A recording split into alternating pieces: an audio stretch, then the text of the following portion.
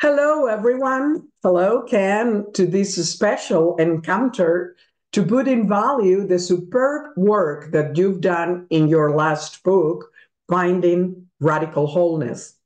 I see it as an elegant and peak compendium of your integral meta theory. I'm generally a slow reader, and yet in this case, I've read your publication rather quick, as I've been really amazed, satisfied, motivated, and very mentally and spiritually interested, even though I reckon it's not an easy book. Ah, The contents are very deep and require a high level of intellectual comprehension, and I would even say consciousness, to understand its total and profound meaning. Nevertheless, Ken, you make it easy by the way that you express yourself, the repetitions you make to leave it clear, and the examples you give for a better comprehension. So thank you very much, Ken, for having written this wonderful work and also for having accepted to dive into your book together, offering us your voice as well to read some of your own paragraphs. sure. My pleasure. So thank you really for being here with us and doing this for us. So, to make a review of this Radical Wholeness volume of yours, although relative for the big extension of its content, we are going to be making three interviews to cover it all. Excuse me, two interviews. This is the first, mainly treating the concept of waking up, wholeness in waking up and growing up. We will be mixing questions with paragraphs, readings. Questions are totally referred to your book and are mere picks from the profound and extensive information that you offer. So, paragraphs are gathered from several lines on the same or different chapters that refer to the same matter. At the second interview in February 14th, because this year we will not have this encounter that we do with the integral questions, because my Facebook and my LinkedIn have been hitchhiked. How do you say? No, jacked or Hijack. hijacked. And for some reason, I cannot enter into my accounts. Can you believe it? So I cannot put and I cannot recuperate all my contacts. Right. So I don't know. We will take then in advantage that the 14th of February on St. Valentine's, we will do Okay. the second part of this interview. So Okay. there we will do cleaning up, opening up, and showing up to then finish with the interview. Great. Uh, and we will also, in that second encounter, we will also do Tantra because that will complete the total wholeness. At the Great. end of this first interview, we will end up with your witness, Turiya, pointing out instructions. At the end of the second one, we will be offering your pointing out instructions about taste, Turiya Tita, and also we will end up with the experience about your book. So, are you with me, Ken? You Do we bet. embark in this beautiful trip toward total wholeness? Huh? Let's make it wonderful and enjoyable and fluent as your book is. Okay? Well, that's great. And I appreciate you taking it in chunks. Because when I first started out, I thought that there was just such a thing as one wholeness, and you were either one with wholeness or you weren't. But the more I looked into wholeness, the more I realized it actually has several very distinct dimensions, and they each have to be dealt with quite differently because they're really covering very different realities, and yet they're all equally important. And I found five basic dimensions. I call them waking up, growing up, opening up, cleaning up, showing up. And when we put those all together, we get a total wholeness or a big wholeness. That's right. The big wholeness that we are going to be treating here. And let's start, if you agree, with the first question, because Okay. that's what we're going to be treating. From the big wholeness, we are going to treat in this first interview, we are going to be treating waking up and growing up mainly. So the first question is, which level of growth, altitude, do a person require to fully understand this book, knowing surely that everyone will read it from their own level, but which level would you say that is needed to fully get the message and practice it? Well, it's sort of a matter of degrees. The more developed and evolved you are, the more you'll get out of the book. But people can start to pick up useful things at amber or even the mythic level. And then certainly the rational level, they can at least get the framework and understand that fairly fully. And then at the pluralistic and integral stages, they can actually start to embrace the real essence of what the book is about.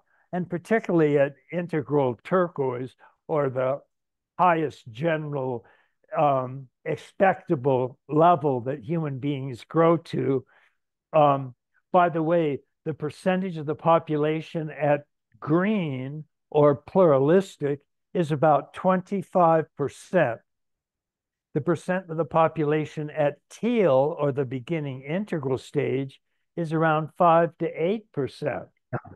But the percent of the population at turquoise, or the high integral level, is 0.5%. That's not great. It's not too. But people that are attracted to my work tend to be in the integral stages of development.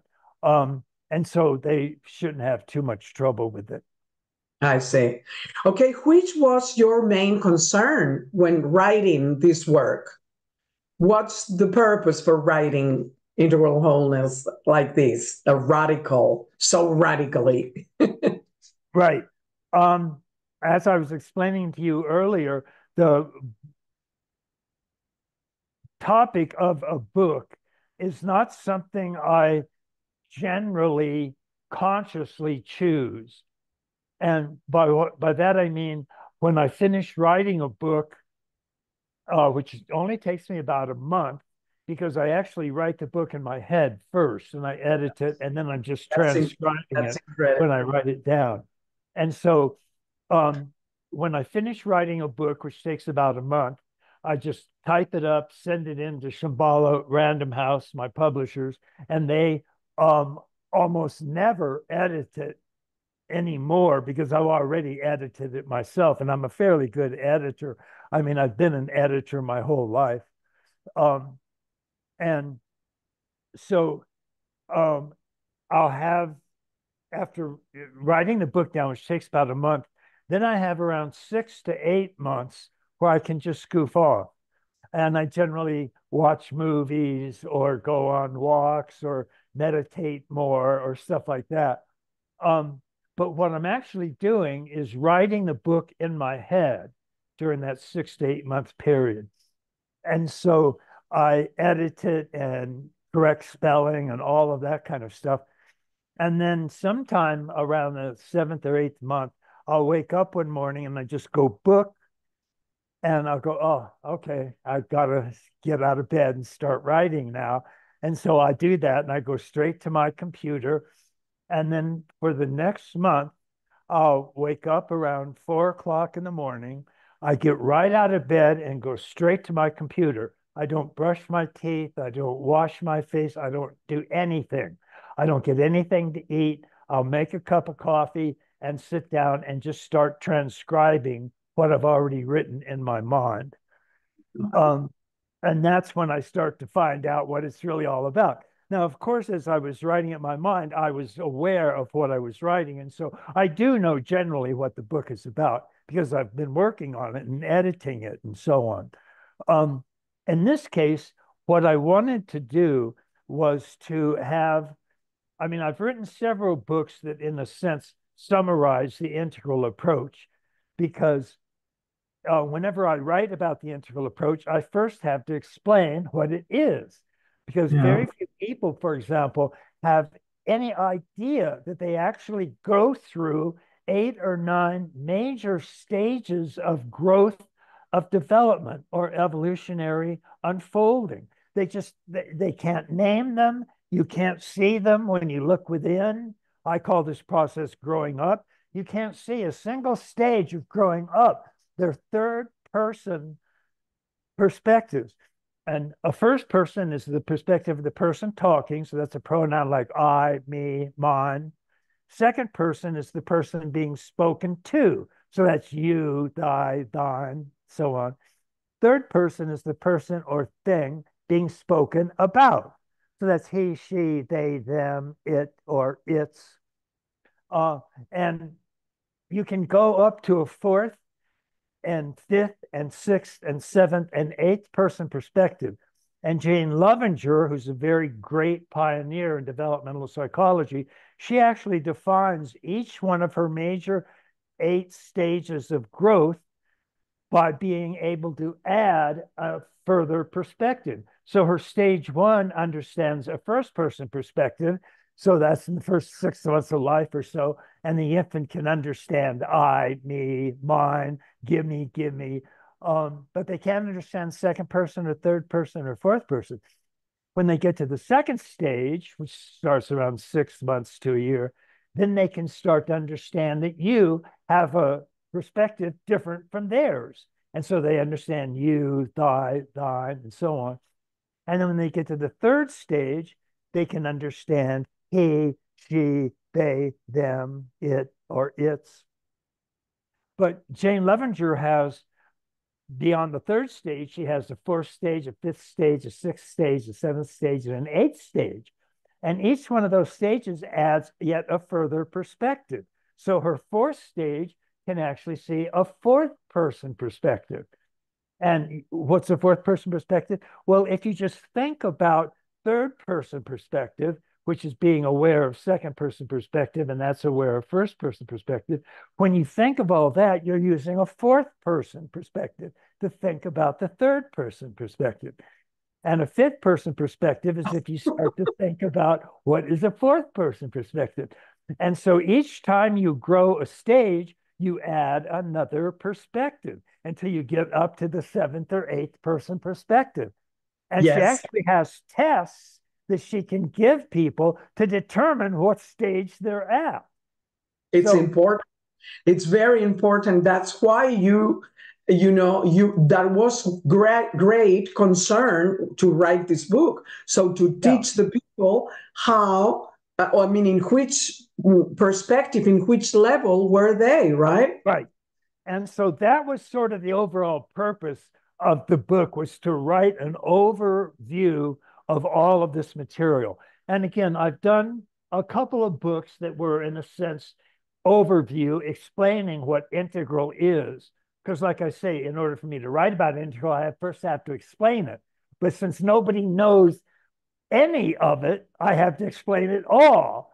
So when I That's sit down to right. write what integral is, I have to explain waking up, growing up, opening up, cleaning Sure. up, and showing up. And we'll go Sure. through all of those and make them very clear to everybody who's watching, so they'll have a very full integral understanding of what integral is. And that was sort of the purpose of this book. And I'm very glad to say I actually think it's probably, of the 35 books I've written, I think this is the very best book that I've done. And I was glad I would agree. I would agree with that, absolutely. I want to read a piece of your book, one paragraph that, to enter already in the book, I want to read something from the introduction that may summarize the purpose in one word. Wholeness, Ken says, wholeness is actually the meaning of a real spirituality, and thus it can offer a genuine meaning and purpose to your life. What happens is that wholeness almost never just stands out in awareness by itself. None of the areas of wholeness are totally obvious and apparent right now. If you don't know where and how to look for them, they will remain mysterious unknowns in your life. You have to know where to look for wholeness. One of the most shocking things to me in my entire professional life has been the realization of just how utterly hidden real wholeness is. And it's shocking because when you do see it, it's absolutely and staggering obvious. Yes. And let me just say that these 5 dimensions of total wholeness, waking up, growing up, opening up, cleaning up, and showing up, when you put them all together, you get what I call a big wholeness or a total wholeness. So just to make sure that that's what we mean. Yes. So please read that paragraph now. Sure. This book was originally titled Making Room for Everything. And this is reading from the book. Big wholeness makes room for everything in your life, much of which right now might not be included. You are very likely missing an enormous number of things that actually belong to you and should be included in your own life to a huge benefit and likely improvement, but you haven't made room for them. You don't have enough wholeness. When you really see the fundamental big wholeness of this world, then everything fits and you feel as if there is a superabundant fullness in your life and no friction, no tension, no torture. That is a wonderful paragraph that I excerpt from the book because it's absolutely wonderful for the people which is really suffering. Yeah. And that is because they have not found that total wholeness. So, right. Ken, regarding the wholeness, tell us the difference between wholeness and total wholeness or big wholeness, please. Right. Well, as I just sort of quickly went over, when I started looking at wholeness, I started out thinking there was just one wholeness and everything was whole and you were one with that wholeness or you weren't.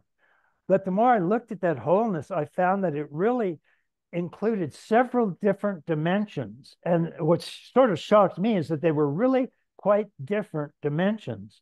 So just to give a quick run through, waking up is discovering the wholeness when you become one with everything. You have a mystical experience of unity consciousness. And you don't look at the mountain, you are the mountain. You don't see the sun, you are the sun. You don't walk on the earth, you are the earth. You don't see a flock of birds fly by, you are the flock of birds. You're one with everything. And that's a very real, very big wholeness. But then within that wholeness, we have our individual selves. And what I found is that this individual self grows and develops through a very real series of stages of development. And almost nobody knows this, let alone what these stages actually are. But I'll just give a quick rundown from Gene Gebser. He called them the archaic stage, the magic stage, the mythic stage, the rational stage, the pluralistic stage, and the integral stage. And they each sort of mean what they sound like. But that's a very real wholeness that you can reach if you grow through all of those stages. And there are very simple practices you can do to help you grow and evolve through them. But it's a very real wholeness. And then opening up is the different developmental psychologists have explored people's growth and development from birth to childhood to adolescence to young adulthood to older adulthood to old age. In different lives. Yeah. They found that we actually have several different what are called multiple intelligences. And so we have psychologists vary on how many they think we have, but it's somewhere between 8 and 12 multiple intelligences. So we have not only cognitive intelligence, which most people think of as their thought process of their everyday thinking, and that's what cognitive perception is our everyday thinking. But in addition to that type of intelligence, we have an emotional intelligence, we have a spiritual intelligence, we have an aesthetic intelligence, or the perception of beauty, we have a spatial intelligence, or an intelligence of seeing spatial dimensions, and so on. And so when we include all of our multiple intelligences, we are what I call opening up. Mainly, we're opening up to all of the intelligences that we have. And I Which remember, they are, excuse me, they are, because this is important for the people to know, in your meta theory, previously called lines, right? yeah, and I still call them lines because they all go, they're different, 12 different lines of development, but That's they're it. all going through the same levels. That's So it. we have archaic to magic to mythic to rational to pluralistic to integral. Those are the levels of development. And That's right. cognitive line, emotional line, Right. spiritual line, egoic line, motivational line, spatial line. Those are all different lines, but they all go through the same basic levels. And that's Absolutely. important. So each of these um, developmental pioneers were investigating, usually they'd select one multiple intelligence to measure.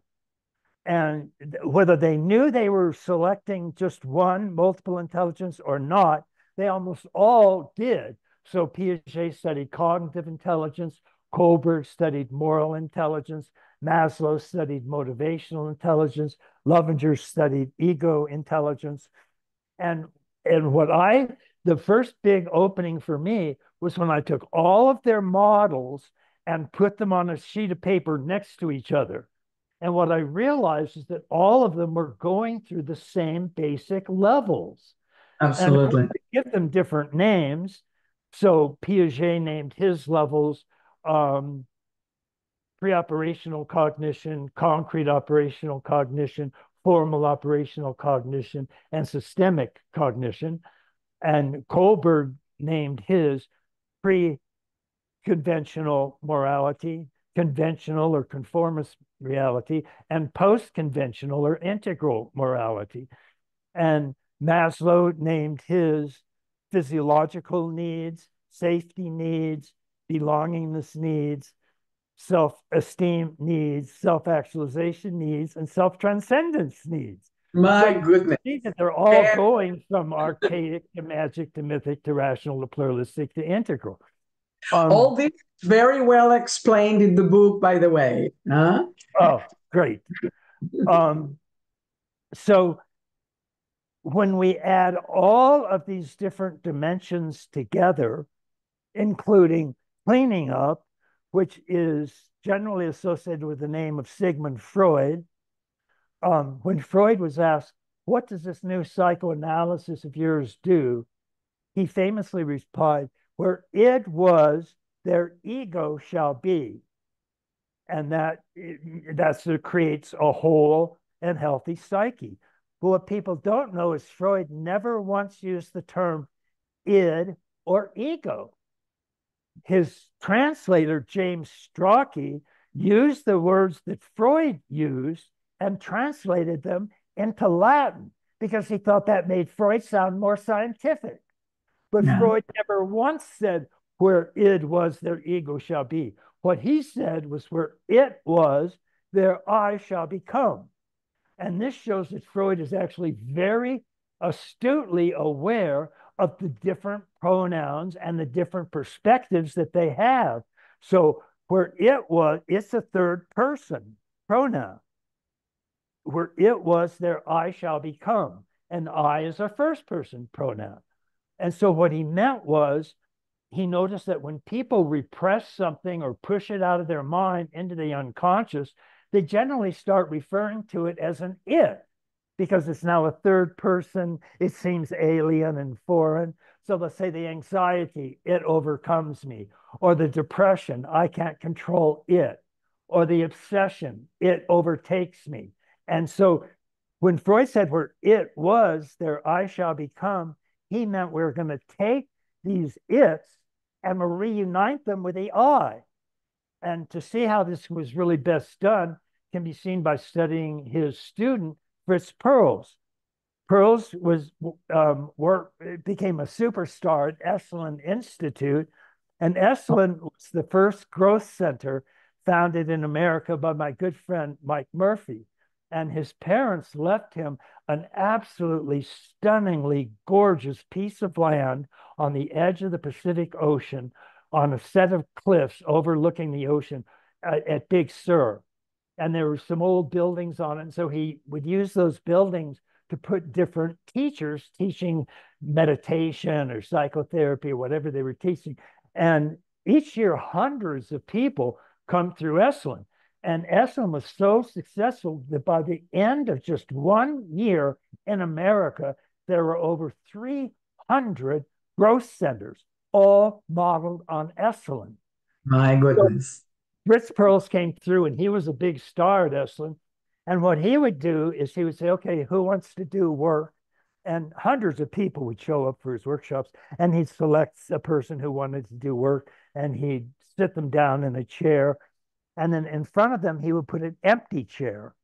And he said, what do you want to work on? And the person might say, well, I've got this anxiety. It's driving me crazy. And Perls would say, okay, put the anxiety in this empty chair and talk to it. And the person would say, what do you mean, talk to it? And Perls would say, well, ask it a question. He said, like what? Well, ask them, why are you doing this to me? Why are you picking on me? Or something like that. And so the person would say, okay, why are you doing this to me? And Perls would have him then sit in the empty chair and play like he was anxiety and answer it back. And so he'd sit in the empty chair and he'd say, why am I doing it to you? Because you're stupid. You're an idiot. You always screw things up. That's why I'm bugging you. And then he'd say, okay, now sit back in your chair and respond as yourself and answer what that anxiety just said. And he'd say, okay, now just have a conversation. Just talk back and forth. And I should preface this by saying Perls very famously said, I can cure any neurosis in 15 minutes. And even his harshest critics who hated Perls agreed he could, because he was a real genius when it came to feeling out a person's neurosis and helping them come to terms with it. So he would have them identify with whatever they put in the empty chair, the it that they put in the empty chair. And so he was saying, where it was, there I shall become. And they would do that because the person would identify with the it as they answered it. As they said, well, I'm doing this to you because you're a stupid idiot. That's a first person talking. So your anxiety is now part of your first person. And as they go back and forth, everybody in the audience could see that within about 10 minutes, this person's anxiety was just dropping away. And within 15 minutes, Perls was right. He had more or less cured their anxiety. So what Freud said is, where it is, there I shall become. And that's a very important part of finding wholeness, because we want to own all of our it's. Because usually when we split something off and make it an it, we project it. So if I'm mad at you, but I split it off and I don't want to admit I'm mad at you and I project it onto you, I'll think you're mad at me.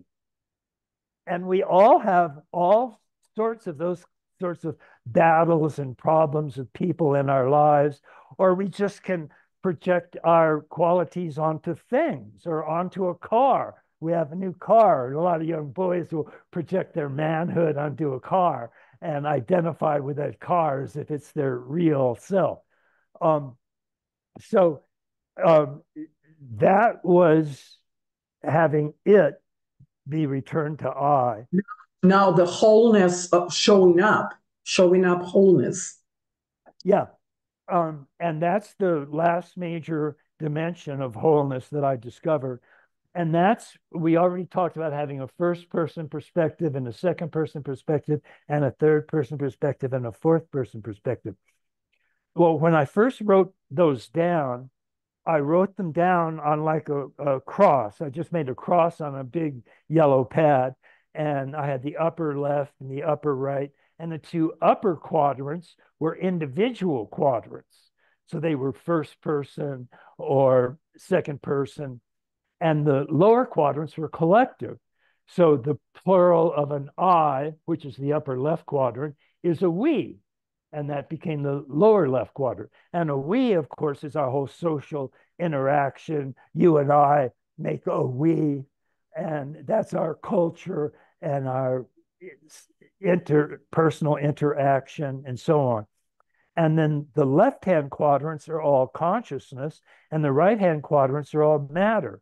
And every holon in the universe, a holon is a whole that's part of a larger whole. And everything in the world is a holon. I mean, if you think about it, our language goes from letters, whole letters that are parts of whole words. Whole words are parts of whole sentences. Whole sentences are parts of whole paragraphs. Whole paragraphs are parts of whole stories. And so, and we see the same thing in nature, in the evolution of nature. It goes from whole quarks, and a whole quark is part of a whole subatomic particle, part of a proton, a neutron, an electron. And then whole atoms are part of whole molecules. And whole molecules are part of whole cells. And whole individual cells are part of whole multicellular animals. And so we see this sequence is like, again, everything is a holon because it's a whole, but it's also a whole that's a part of an even larger whole. And that just, everywhere we look, we find holons, and holons are all developing this greater wholeness, which is why each stage of growing up gets bigger and bigger and bigger, from archaic to magic to mythic to rational to pluralistic to integral. So when we take all of those elements, waking up, growing up, opening up, cleaning up, and showing up, and the cleaning up is where we clean up our shadow elements and reunite the it and the I to make a whole and healthy psyche. That's what I call the process of cleaning up. But when we combine all of those, we do indeed get a total wholeness.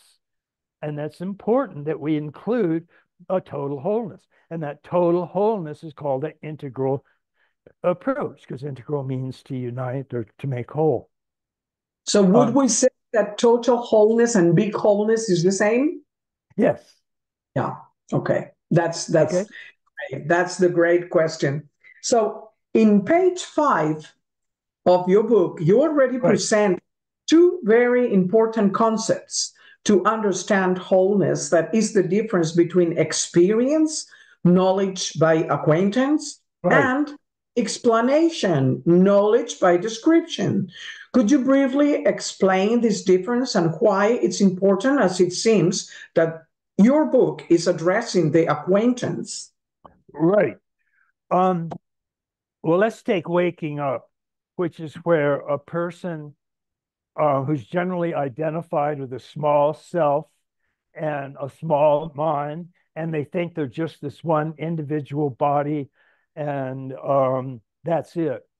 And then maybe they're walking in the woods or making love or listening to great classical music, and they all of a sudden drop their separate self-identity, and they find that they're one with everything. It's sometimes called cosmic consciousness or unity consciousness, because again, you don't look at the sky, you are the sky. You don't look at a mountain, you are the mountain. And you don't feel the earth, you are the earth. And so now I'm describing that state of cosmic consciousness, but you don't necessarily feel that state when I describe it, because I'm just giving you a knowledge by acquaintance. But description. Yeah, right. Sorry, a knowledge by description, or explanation, or so on. But if you actually then take up like a meditation practice or some sort of actual practice to get you this direct experience, this first person experience of oneness, then that's a direct acquaintance. You are one with that. And it's a first person experience. And all first person experience is conscious because it's your I experience or your me or your mind. And so that direct acquaintance is what I want to try to convey to people. So I usually have a series of exercises that they can do along with each of the different dimensions of wholeness. So I have some exercises they can do to experience waking up and growing up and opening up and cleaning up and showing up. And that's a very important distinction. It Um, is. It is. because too many people just write about these things and very few of them have actually They experienced. don't experience them in first person. That's Right, it. So, living, loving, and being, as proposed by Sponge, right, that sounds a beautiful and simple way of wholeness, right, although maybe not as an easy ride, don't you think? Is right. that why we need those pointing out instructions that integral method theory give us? Is your meta theory our know-how to live, love, and be? Yeah, sure. Um, living, loving being is a great term that Spong uses. And Spong, incidentally, is a bishop. He's a devoutly believing Christian, but he writes books with names like The Death of Christianity or The End of Christianity. Uh, and he very powerfully believes that all of the myths and miracles in the Bible, they're all fake. They're not real. And he writes like that. And I always say I don't know how he's escaped being excommunicated, but he's written over a dozen books, and all of them are tearing down all of the mythic beliefs of Christianity. And I love it, of course, because mythic is the last stage before the rational. And Spong is a very rational guy, and he doesn't like myths or magic. And so he's devastating to them. And I love reading his stuff, and I always get some ideas from him. And I still don't know how he's avoided being excommunicated. But he's a great read, and I recommend any of his books. Okay, you could read this paragraph quoting from the book, please. Sure. We find this quest for wholeness at the center of most of the world's great religions, even though their major mythic stories differ wildly. The philosophical school called the perennial philosophy believes that the fundamental wholeness is what all the world's great religions are pursuing, as the experience of oneness is similar, an ultimate unity consciousness, what some Tibetans call one taste. Right. And why calling it so? Can why to use one of our sensorial qualities to describe it? Why not one sound or one tact, for example? Well, you could use any sense you wanted to. The point is there's a oneness to them. So I use one taste because the Tibetans call it one taste, the Tibetan Buddhists. And also the idea is that when you have this experience of oneness, it's so close, it's almost like you can taste it. It really is an experience that just saturates your being. It's And true. I'll give you a simple metaphorical example of what one taste is actually like. And this will give you, if it clicks, about 50% of the people this works for, and about 50% they understand it, but they don't quite get it. But if it works, it'll give you a direct experience of this oneness. And this simple metaphoric example was discovered by a man named Douglas Harding, and he's a member of the London Buddhist Society, so you know he's interested in these kinds of things. And he calls it On Having No Head. Oh yeah, that's And cool. That's so and cool. yeah, and it's sort of half funny and half serious, but he points it out by saying, notice that you can see every part of your body except one.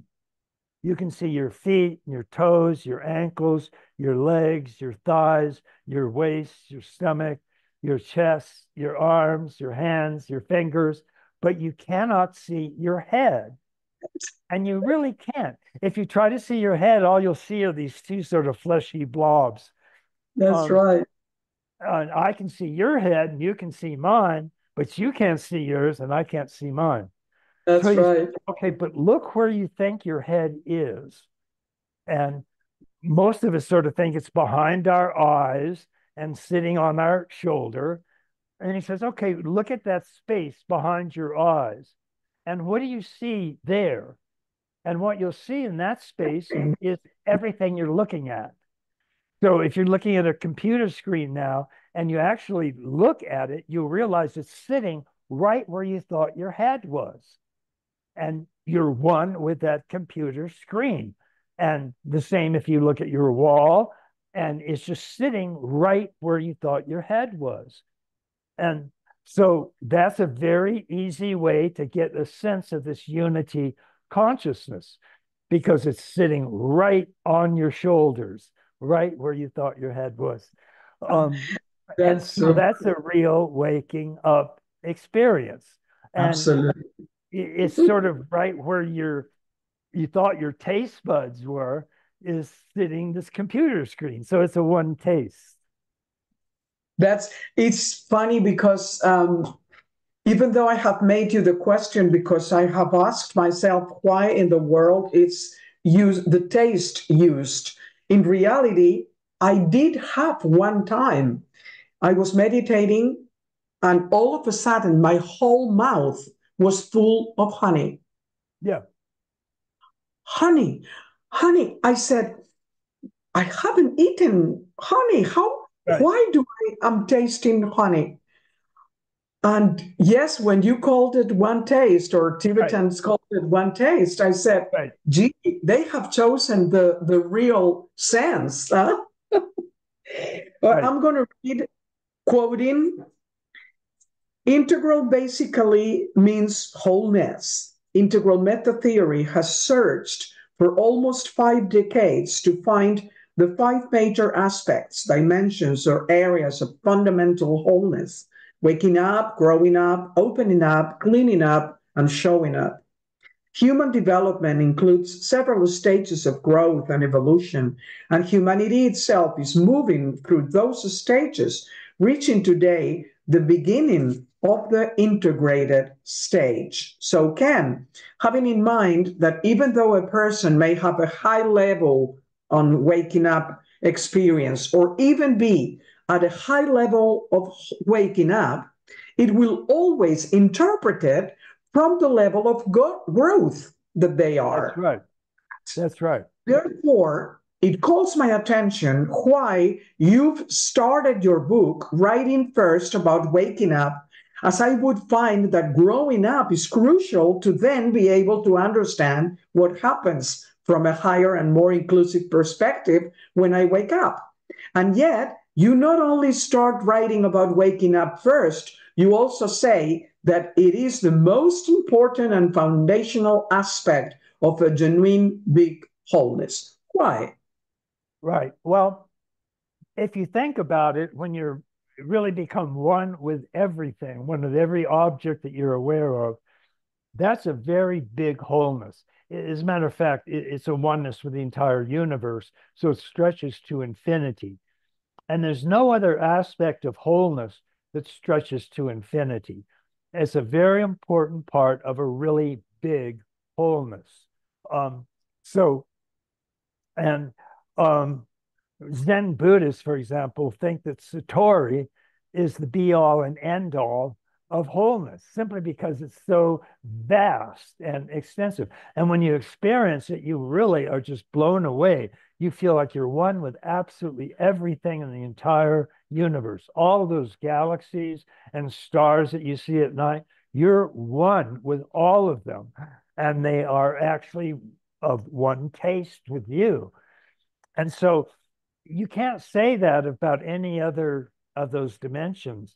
Growing up gives you a sense of being able to think of a whole, and opening up lets you identify with all of your multiple intelligences.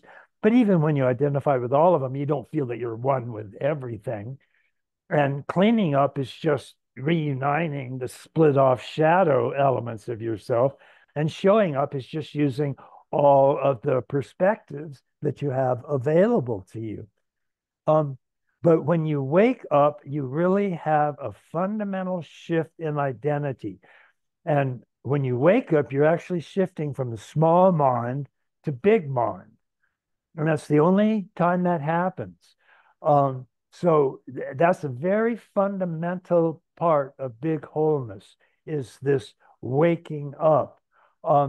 So I start with that, and then I say, because most people, when they get a sense of waking up, they think it actually does include everything. But although you're one with all the objects you're aware of, it's not everything. It's not all types of wholeness are actually included, because you can have a very profound waking up experience and have not a clue of what stage of growing up you're at. You don't even know you're going through growing up stages, even though Right. you're fully enlightened. So, Right. so I generally introduce waking up, and then I say, but notice you also have to grow up, and you can't confuse these two things. And I also like to talk about that, because that was my own first major discovery, was the difference between waking up and growing up. And when I first started studying growing up, and I went through all the developmental psychologists and put them all next to each other and saw how they were all different lines going through the same levels. I um, and I had like 8 or 9 major levels of development and 8 to 12 lines. And when I first started studying Zen, I had a sort of spontaneous satori when I was 13 or 14. And then I read D.T. Suzuki's Essays in Zen Buddhism, and which is a brilliant set of books. It's a 3-volume set of books. It's about that thick. Um, but I learned what satori was, and I learned they also had 10 Zen ox herding pictures, which were 10 major stages that people go through on their way to a real satori, a real enlightenment, a real awakening to this cosmic consciousness. And since I had 8 or 9 stages and there were 10 stages, I thought, wow, these stages are everywhere. Love it They're talking all. about the same thing. I Yeah, love wow, it what a all. discovery I've made. But the more I started studying waking up and growing up, the more I saw that there were really some profound differences. For example, every experience you have of waking up, you know it, because it's a first person, direct, immediate, conscious experience. So if you're sitting in the woods and you're meditating and all of a sudden you become one with everything and you're bathed in love and bliss, you know it. You are fully aware of that. You're aware of this blissful love flowing over you. You're aware of this oneness with everything. And there's just no And mistake. then, excuse me, how would a person in magenta will interpret that? Well, they would interpret it through magenta terms. They would interpret it as a very magical state, that they're sort of experiencing this, and they it's just an extension of magic to them. So I'm I, one with this, and I am the magician of you, the universe, right? right. Okay. Um, so um, all of waking up experiences are conscious first-person experiences. But none of growing up is conscious, or you can't look within and see what stage of growth you're at. You have no idea. They're like the laws of grammar. I mean, you and I are both speaking English now, so we're both using the English laws of grammar. But we can't look within and see these laws of grammar and then write them down so we can share them with each other. We have no idea that we're using a grammar. We have no idea what stage of growing up we're at. We can't look within and see them. We have no idea they're there unless we've actually studied developmental psychology, and then we'll learn that there are various stages going through the different lines of development. And then we might start looking within and try to figure out, okay, well, what stage am I at? And if we do all of that, then we'll have some general idea of where our stage of development is. And that's fine. But that's very different from waking up, which just hits you in the head and there's no mistaking it and you're fully aware of it. That's not true of growing up stages. They're very, very third person. They're rules of grammar. And so those two became very important understandings for me. And it also became important because as I studied with various Zen teachers and got to know all of their students, I noticed that nobody had a clue that they were going through the growing up process. They were all doing great with their their waking up, but they had no clue at all that they had these growing up stages of development. And so I would often end up explaining them and maybe giving them a book or two. But that became a very important distinction that everybody needs to make. To know and clarify. It is so important because there is a lot of confusion. In reality, and you say it in your book, and you have also stated before in other books and in other interviews, that's why psychology has only like 100 years. And that's why growing up it's very recent. The consciousness about growing up is very, very recent. Yeah, so that's a very good point. Waking up experiences probably are 20 or 30,000 years old. And they go back to the earliest shamans, which came on the scene around 50,000 years ago. And they all fully knew and understood when they were having a waking up experience. And they all wrote about it. So the Native American population, for example, has an understanding of the oneness of nature and the earth is the mother and so on. And so they have a very well-developed series of sense of waking up, but they don't have a clue about growing up. And so where waking up is maybe 300 or even 400,000 years old, growing up, the stages of growing up weren't discovered until around 1900, like you say, about 100 years ago. And they were discovered by America's probably second greatest psychologist, James Mark Baldwin. Oh, yeah. William James, I was thinking, but no, there is someone before. Yeah. And James Mark Baldwin is number two. And they were very good friends. They both taught at Harvard. And James, interestingly, was studying states of consciousness. And states of consciousness are what make up waking up, because all states are first-person, direct, immediate experiences. And James Mark Baldwin discovered structures of consciousness. Those are like grammar. They actually have a structure, but you can't see it. But he devised tests to tell where people were at. And he first came up with 4 lines of development, which was the good, the true, and the beautiful. And then he added religion. And he showed that all 4 of those lines go through his major stages of development. Yeah. And that was the first time that anybody had a clue that we About actually growing were up. growing up stages. It's fantastic. So, following your own way of presenting the five wholeness, let's start with waking up. So, would you please read the first text about it, Ken? Certainly.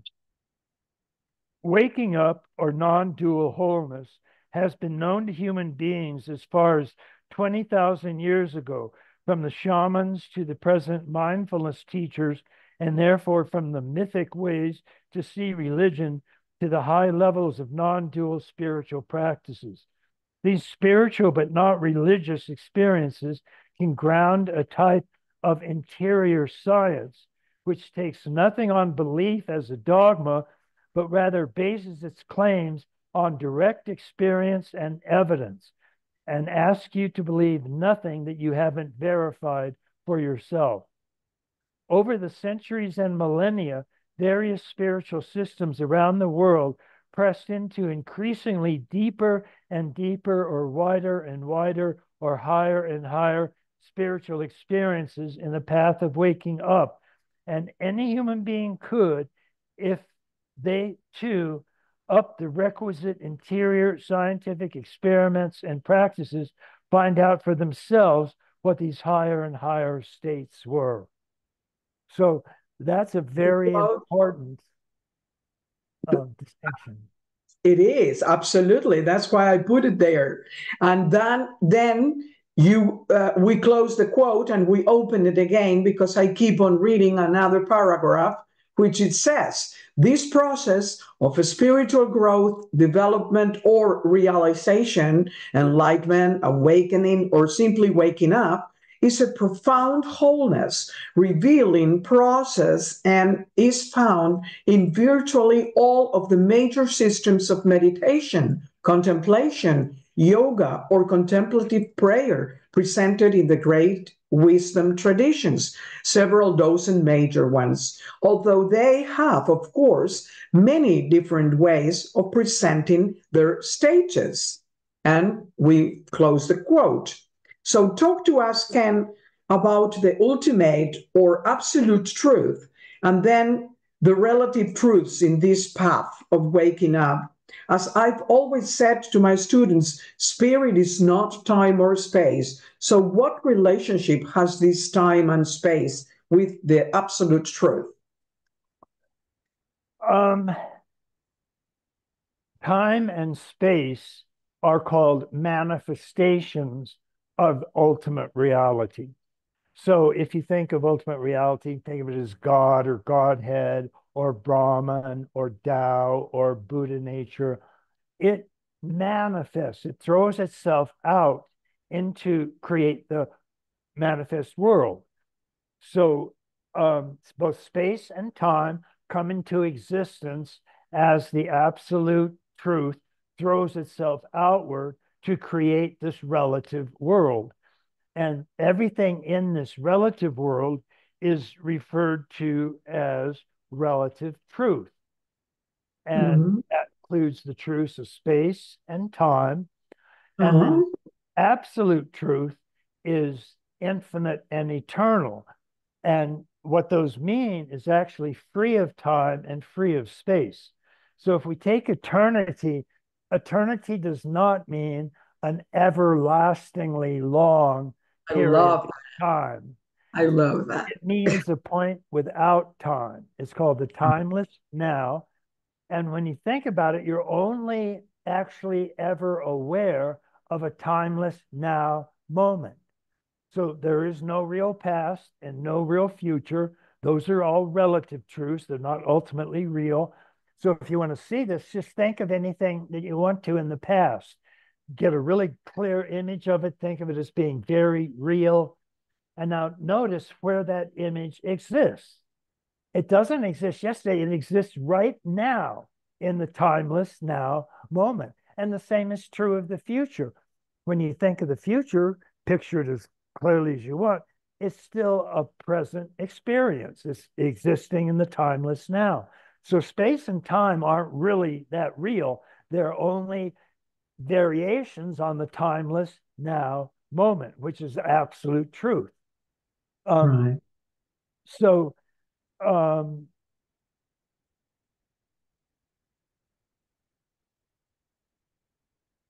So, well, um, when we have a waking up experience, it's always comes to the direct realization of this timeless now moment. And so all the mystics talk about the timeless now. And that's all they want you to be aware of is this present timeless now moment. And as you just focus on that and focus on that, that's called doing mindfulness. It's being mindful of this timeless now. So I it's a love very, and when that's why it's absolute truth. I love when you call it the ever-present emerging reality. Right. The That's right. ever-present emerging reality. I love that. So, Right. heard many people getting confused between states and stages. So, could you please explain this difference and present to us briefly the five major stages of waking up?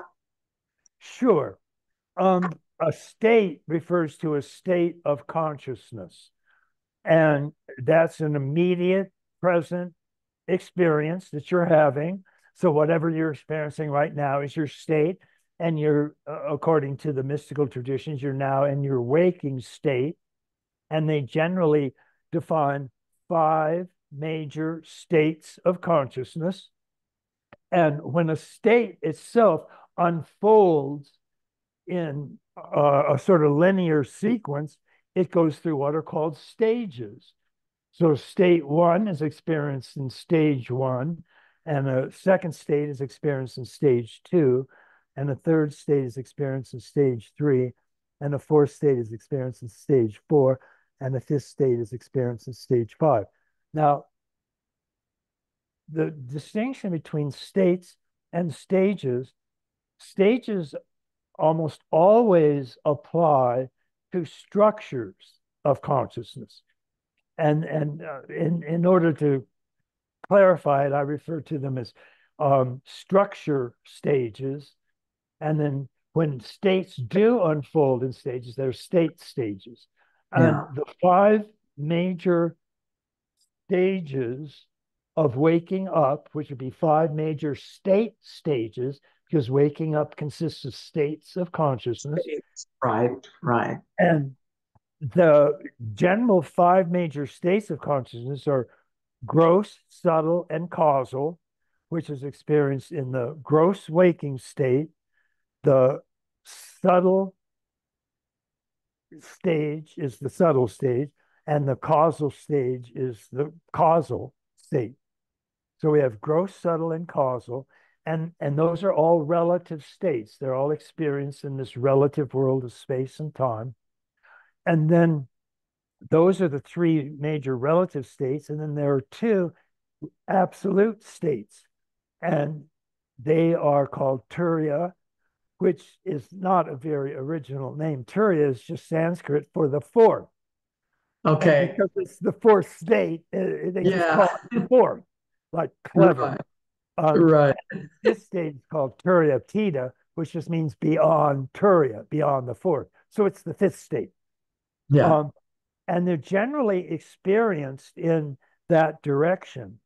So at night, when we fall asleep, we go from waking into dream state and then into deep dreamless sleep, which is emptiness or the causal state. Mhm. Um, and the subtle state is a state of imagery, vivid imagery, archetypes, gods and goddesses, things like that. And then the gross waking state is the state that we're experiencing now. And we have access to logic and mathematics and stuff like that. And then when we pass from those three states into the fourth, or Turiya, Turiya is simply experienced as awareness of whatever is arising. So it's also called the witness. It's the witness in us that is always ever present because it's an absolute state. And this ever present witnessing or pure awareness state is the state that we want to get into because it is an absolute state and therefore it's going to disclose the absolute realities of the timeless now.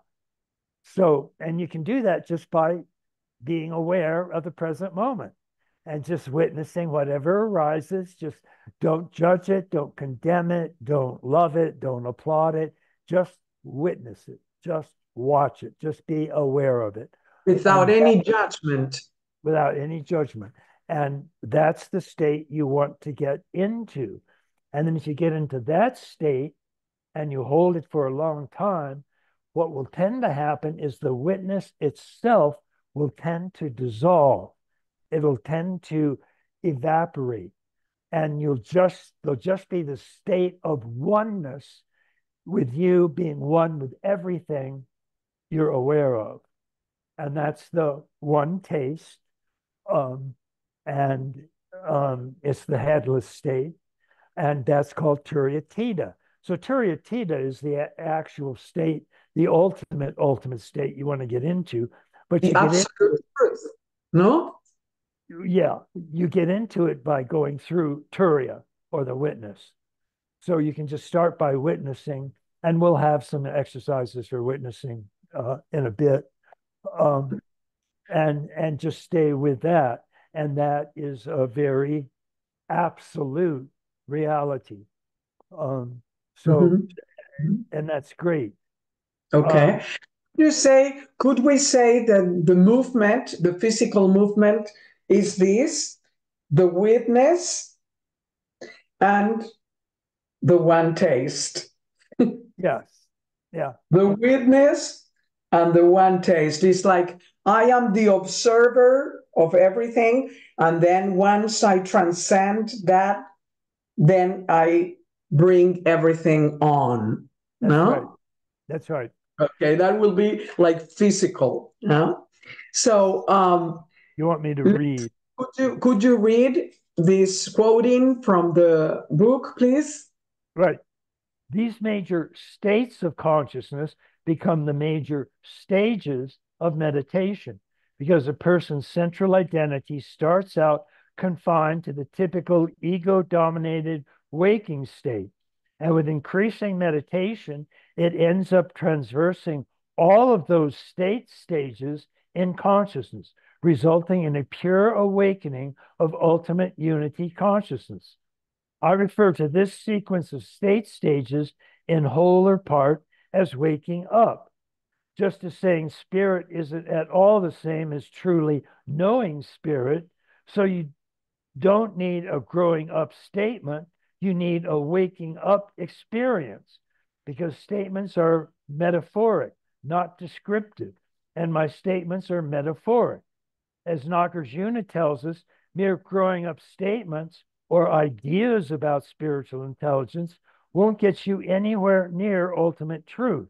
You have to have what Zen calls a satori, which is a direct waking up realization, a pure non-dual experience, not more growing up maps being confused with a real territory of waking up. Right. Wonderful. We finished the quote. So, do this mean that we cannot wake up if we do not meditate or have a satori? Wouldn't this just be only one of the modes of waking up, representing Asaglioli's ascending methodology, and thus individual self-assessment, first-person choice? As I can do something for myself to awake, also I can go up the ladder myself. On the other hand, in Christianity and other religions, traditions, it's said that we are chosen by the Spirit, meaning that we may also have a waking up state and or a conversion to a stage by the purity of the regard and love of the Godhead upon us. By the grace of God, you are already fully saved. You remember as in your book. And the Mahayana Buddhism, if you could just realize that the enlightened mind is not attainable, you would be enlightened. You also write, in a sense, and above all regarding the Christian way of seeing in this world, in this would represent the Asaglioli's descending mode of awakening. Is that so? I ask you this because I know people that seem and feel enlightened, and yet they've not ever meditated in their lives. Do all this have to do with the paradox of instruction? Yeah. The paradox of instruction is that when you're talking about the absolute, anything you can say is not technically correct, including what I just said. And that's a paradox. That's the paradox. And it's not correct because anything I can say consists of dualistic words. But the absolute is not dualistic. It's non-dualistic. And you can't talk about non-duality because everything you say is dualistic. So you get caught in a paradox. You can say this thing about the absolute, but then that's not quite right. So you have to say, well, it's not exactly like that. It's like this. And then you're always correcting yourself indefinitely. And that's the paradox of instruction. And the paradox fits this ascending and descending distinction because technically there's not an ascending or descending path, although you can find ascending components and descending components. So Sure. the reason is that if Christians say it's like the grace of Godhead that you get enlightenment. But remember, Godhead is just your own big mind. So it's your big mind's awakening your small mind. And God has nothing to do with it because God is your big mind. And that's a paradox as well. But when your own Godhead awakens you, it appears to be a descending movement. Whereas if you sort of start out yourself and reach up to Godhead by traversing the meditative state stages, then that seems to be an ascending path. And in a sense, it is, but again, it's paradoxical. So it's both ascending and descending. It's Godhead coming down as your own small mind moves up, and a whole series of paradoxes like that. So that's the paradox of instruction. Is that for an old Catholic like me? It's not easy to understand or to see it because surely we have had, this idea of God as, second person, like you were saying, second person. And therefore, the second person is also there for us as a real reality, you see? But second person, which in Vedanta is referred to as Ishvara, and Ishvara is the personal God, but Ishvara emanates from Brahman. And Brahman is our own big mind. Brahman is absolute truth. And Ishvara is a relative truth because it's a relative God. It's a production of Brahman. It's a creation of the ultimate absolute reality, gives rise to a personal second person, God, or Godhead gives rise to God. So, and Godhood is our own big mind. So you can link these together any way you can, but that's the real story. It's very, very interesting. In a sense, after I finished reading your book, I was a little bit angry. You understand why, right? Because, all of a sudden, it's like, ooh, he has taken me, God, out. He has left me like an orphan somehow.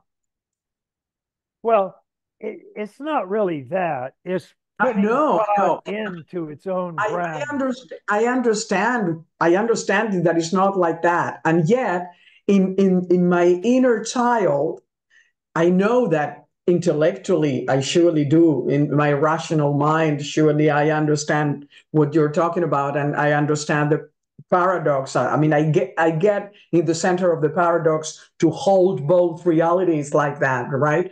And yet my inner child, which was very attached to this Catholic idea of God, Well, it let me was ask you a this. sudden. Does this God, can you picture this God?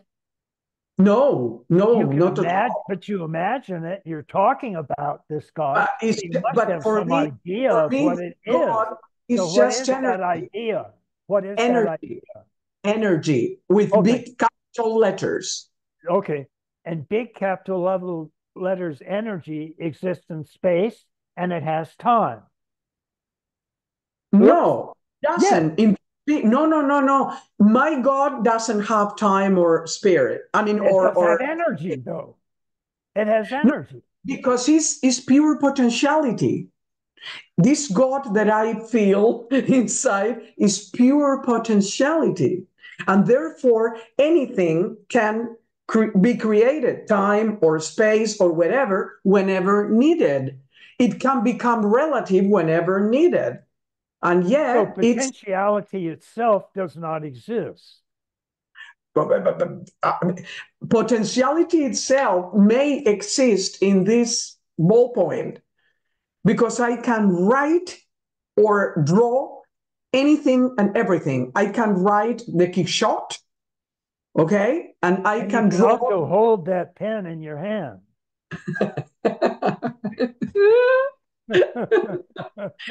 Oh, don't kill me. Because it has space and it has time. Um, Right. what Vedanta's doing when it talks about Ishvara is it's simply noticing that most people, when they think of God, think of some sort of concept or some sort of idea, even if it's the idea of potentiality, but that itself is a concept. And they're just simply saying, notice that that concept has dimensions. And that's because it comes out of the dimensionless. And what you mean by God is what they would call Godhead, which is that which is ahead of God. And so you have Godhead and then you have God. And they're simply making that distinction because as long as you're latched onto a second person God, you'll never discover the prior Godhead. And they just I, want you to do. make that distinction.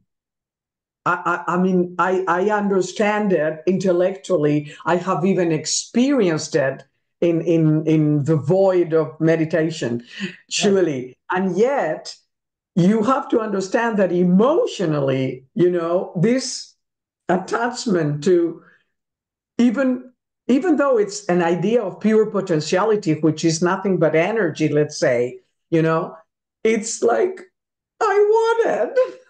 Yeah. I Well, want I want that relationship, because if not, is you take me away the relationship with something.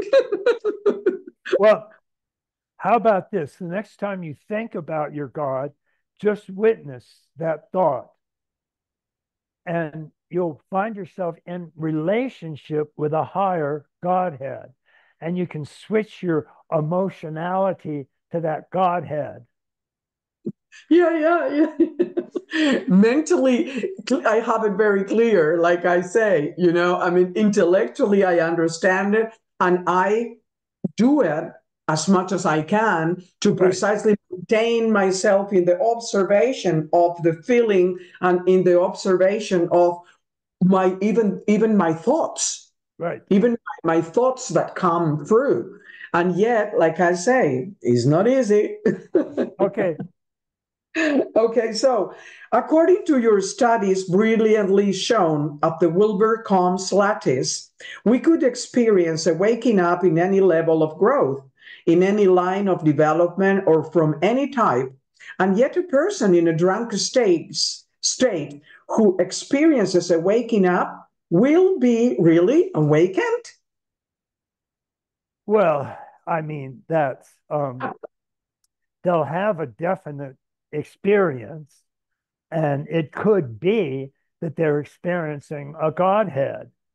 But how much of that they remember in their drunken state, how much actually penetrates their drunken state, how much is a really real awakening, that's open to argument.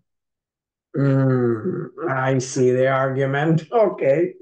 Regarding lower quadrants, do you find possible a collective awakening, having in mind, like you always state, that everybody is born in level 1, no conscious wholeness?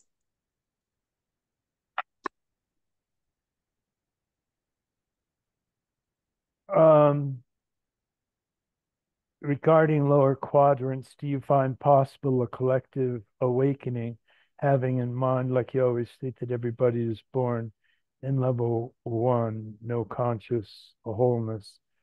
Well, Do you understand the question, or do I explain it? no, I understand it. Um, Collective states of consciousness are possible. We often know them in their pathological forms when we talk about a collective hysteria. And hysteria is very contagious. And one person experiences it, and another person can experience it, and all of a sudden you've got a whole slew of people who are hysterical. In a similar way, you can have a bunch of Zen students sharing a Satori. One gets a Satori and they sort of convey it to another, and another person conveys it to another. And so I mean collective, I mean humanity. Collective, very collective, in the biggest collective possible way. No. No. The answer is no. That's why we are like we are, humanity, because of what you say. People is going to, and this is very important to clarify for people, because there are so many people that I've seen saying, oh, but it will arrive a time when we are all awakened. And then I go like, no. What could happen is that as growing up continues to evolve, and it does evolve into higher and higher stages, stage structure stages of consciousness, I've suggested that third tier tends to include a unity with various states of consciousness. There's fundamentally a difference between waking up and growing up, but as you grow up more and more, because each higher stage is more whole, it's a larger holon, it's more expansive, it can start to include various states of consciousness. And if that happens, and we go through 3 or 4 stages of third tier growth and development, it's possible that we'll get to very high states of consciousness that are accompanying these higher structures of consciousness. And whenever that happens, it still wouldn't be everybody in the world, because the growth structures themselves, humanity is always at some percentage of humanity is at those stages. So as you go up, as I said, green has around 25%, teal has around 5 to 8%, turquoise has about 0.5%. But when you get to those higher structures, they're relatively rarer. Very small.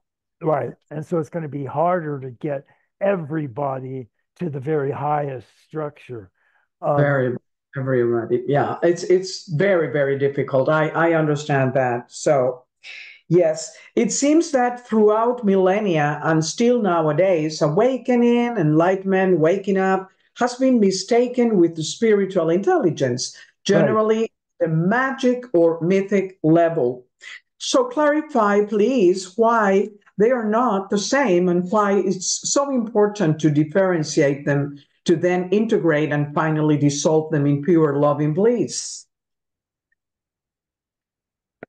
Well, the answer to that question is fairly simple. We've been talking about the difference between waking up and growing up. And there's a lot of differences between them. One's a first-person direct immediate experience. You have it, you know it, you're fully aware of it. One of them's not. One of them's a third person, like grammar experience or a structure experience. And when you experience those, you're not aware of them. You can't look within and see what structure stage you're at. So, Spiritual intelligence is a is structure of growing up, and that's what enlightenment is a state of waking up, and they're very different. So part of the difficulty in the whole field of religion is that there are indeed two different types of religious engagement.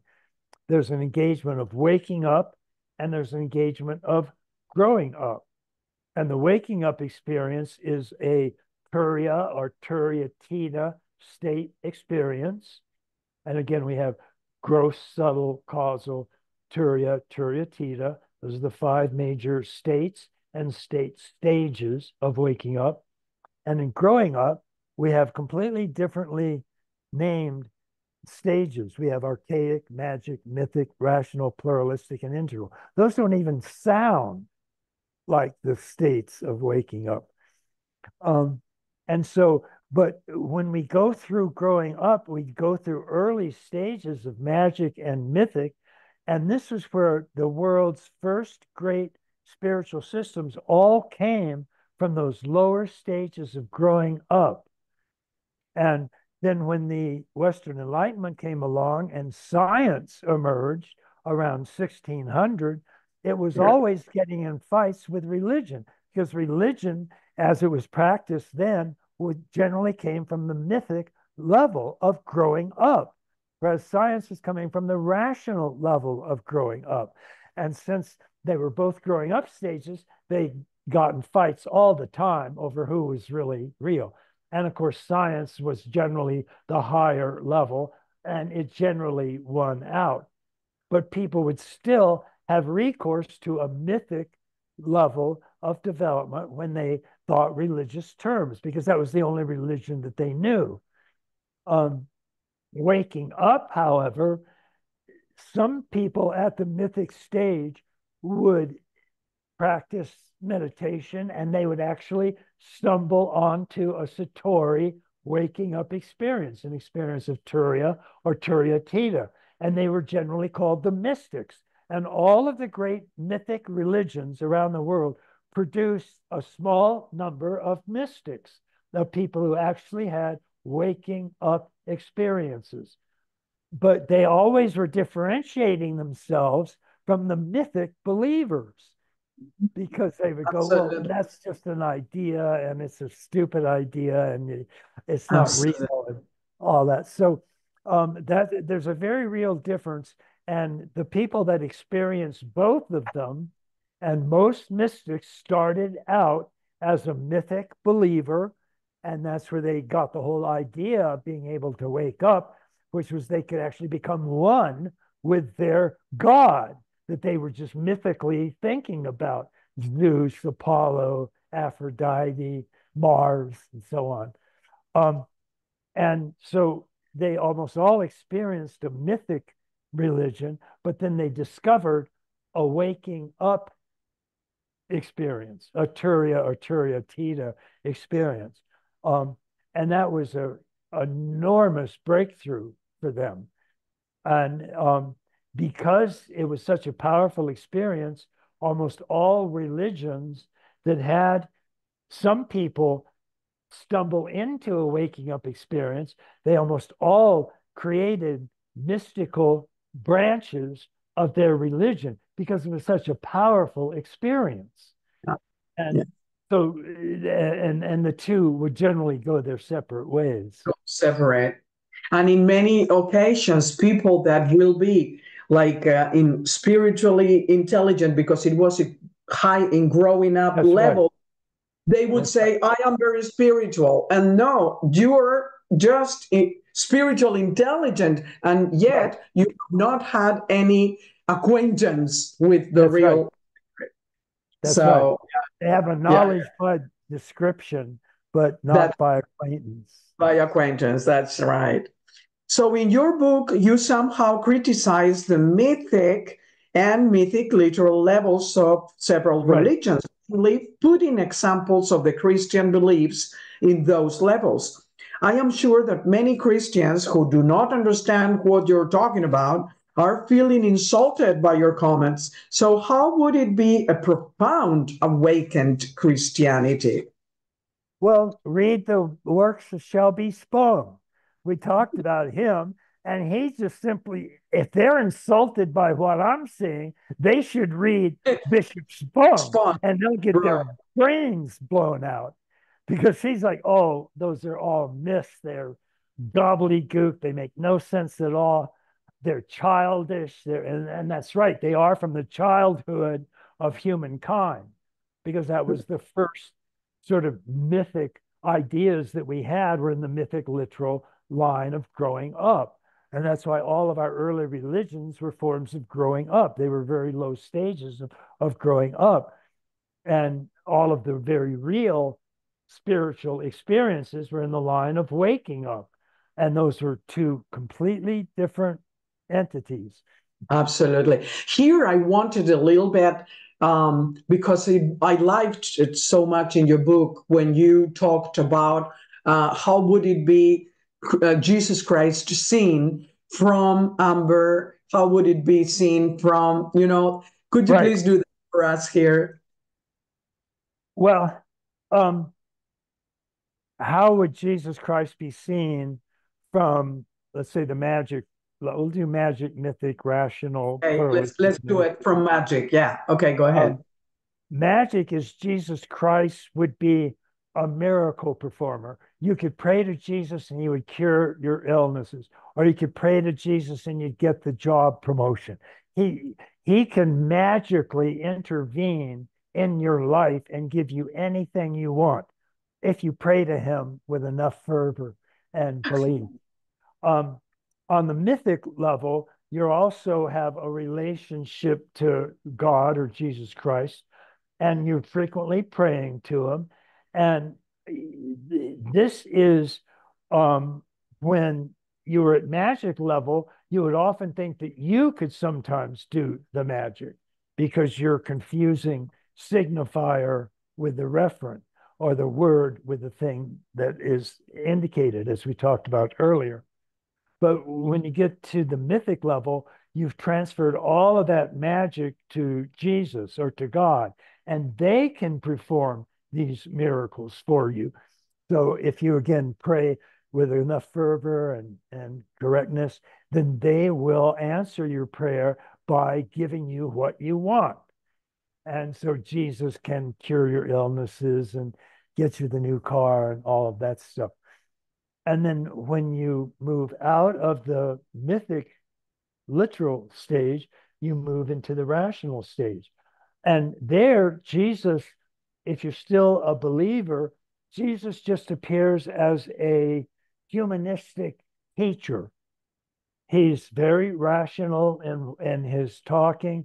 He he would generally talk from a rational stage anyway, but he would frequently lapse into magic, miracles, and mythic god and goddesses and stories and stuff like that. But he would talk about them in a rational way because he humanity had moved to a rational level, and he, of course, had evolved at least that far. So when you would think about Jesus in a rational way, you would simply think of him using logic and you would see him as a very great humanistic teacher. As a psychologist, Yeah, let's. that's right. Um, and then when you get to the pluralistic stage, you would that would you would frequently believe not only in Jesus, but you would start to consider other world religious teachers, and you would consider them being great humanitarian teachers too. So you might take up Buddhist meditation or start studying Vedanta Hinduism or Taoism, or Zen Buddhism or something like that. And Jesus Christ would still be sort of your primary teacher, but you'd have these other teachers as well. And then when you get to the integral stage, you'd start to actually pull all of them together into unified belief systems. So Jesus would be part of a unified, holistic structure that you would create in your mind that would pull all of these different approaches together into a single unified entity. Fantastic. That's wonderful. Thank you very much, Ken. So I'm going to read, quoting, "Waking up is surely one of the most profound areas of wholeness that the modern world has forgotten, ignored, or outright denied. As when modernity tossed out religion altogether, it totally confused spiritual intelligence, which is a line of growing up, with the spiritual experience, which is a direct state of waking up. We Right. have seen that there is an important distinction between spiritual intelligence, which is an indirect knowledge by description that occurs in growing up, and spiritual experience, which is a direct knowledge by acquaintance that occurs in waking up, whose higher states are Turiya, the fourth state, the witness, the pure subjectivity, with its total freedom from objects, resulting in total bliss, and Turiya Theta, the fifth states, one taste, non-duality, with its unity and love. The key to all genuine mindfulness training with both the witness and one taste is to recognize an ever-present primordial witnessing awareness that is not caught in avoidance, but rather is always letting absolutely everything arise in awareness and spontaneously manifest itself just as it is. We need the ups and downs, the light spaces and the dark, the mountains and the valleys, the good and the evil, the pleasure and the pain, the happiness and the sadness, in order for any of these qualities to manifest at all.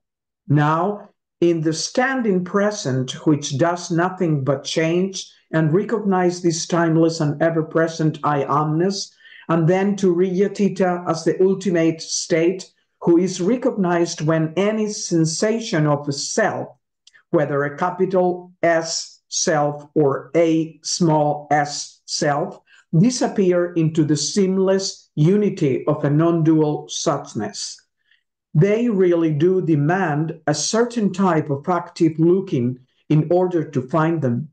But when and if you do that, they can all be included in not such a holism or wholeness, but also a very expansive, all-inclusive big wholeness, which will result in the resurrection of a genuine meaning in your life.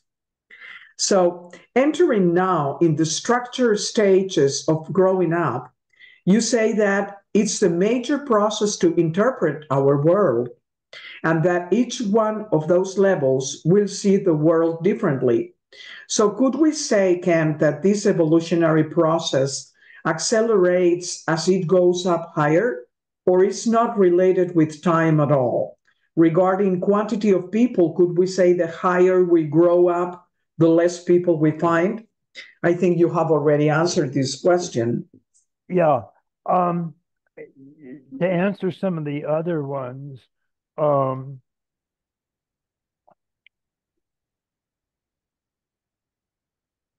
each one of those levels will see the world differently. Could we say that this evolutionary process accelerates as it goes up higher, or it's not related with time at all? Well, each of these major stages of growing up has a particular embedded worldview. So it forms concepts or ideas or notions about what it is aware of. And this is called its worldview. And its worldview goes from archaic to magic to mythic to rational to pluralistic to integral, and then some higher third tier developments. Mhm. They're not timeless, except if we get to like the very highest super third tier developmental stage that is incorporating one taste or Turiya, then those would start to move beyond time. I love that, by the way, when you say that at the very high uh, structure stages and stages seem the same. Love that. I love that. The structure stages seem to embrace or enfold state stages. Yeah. And everything becomes a real big wholeness, really. It's wonderful. Yeah, yeah. That is wonderful. So, which stage of growing up would you say that is the most difficult to trespass individually and collectively? By trespass, do you mean move beyond or to move? Yes, move beyond. Move beyond. Transcend. Transcend.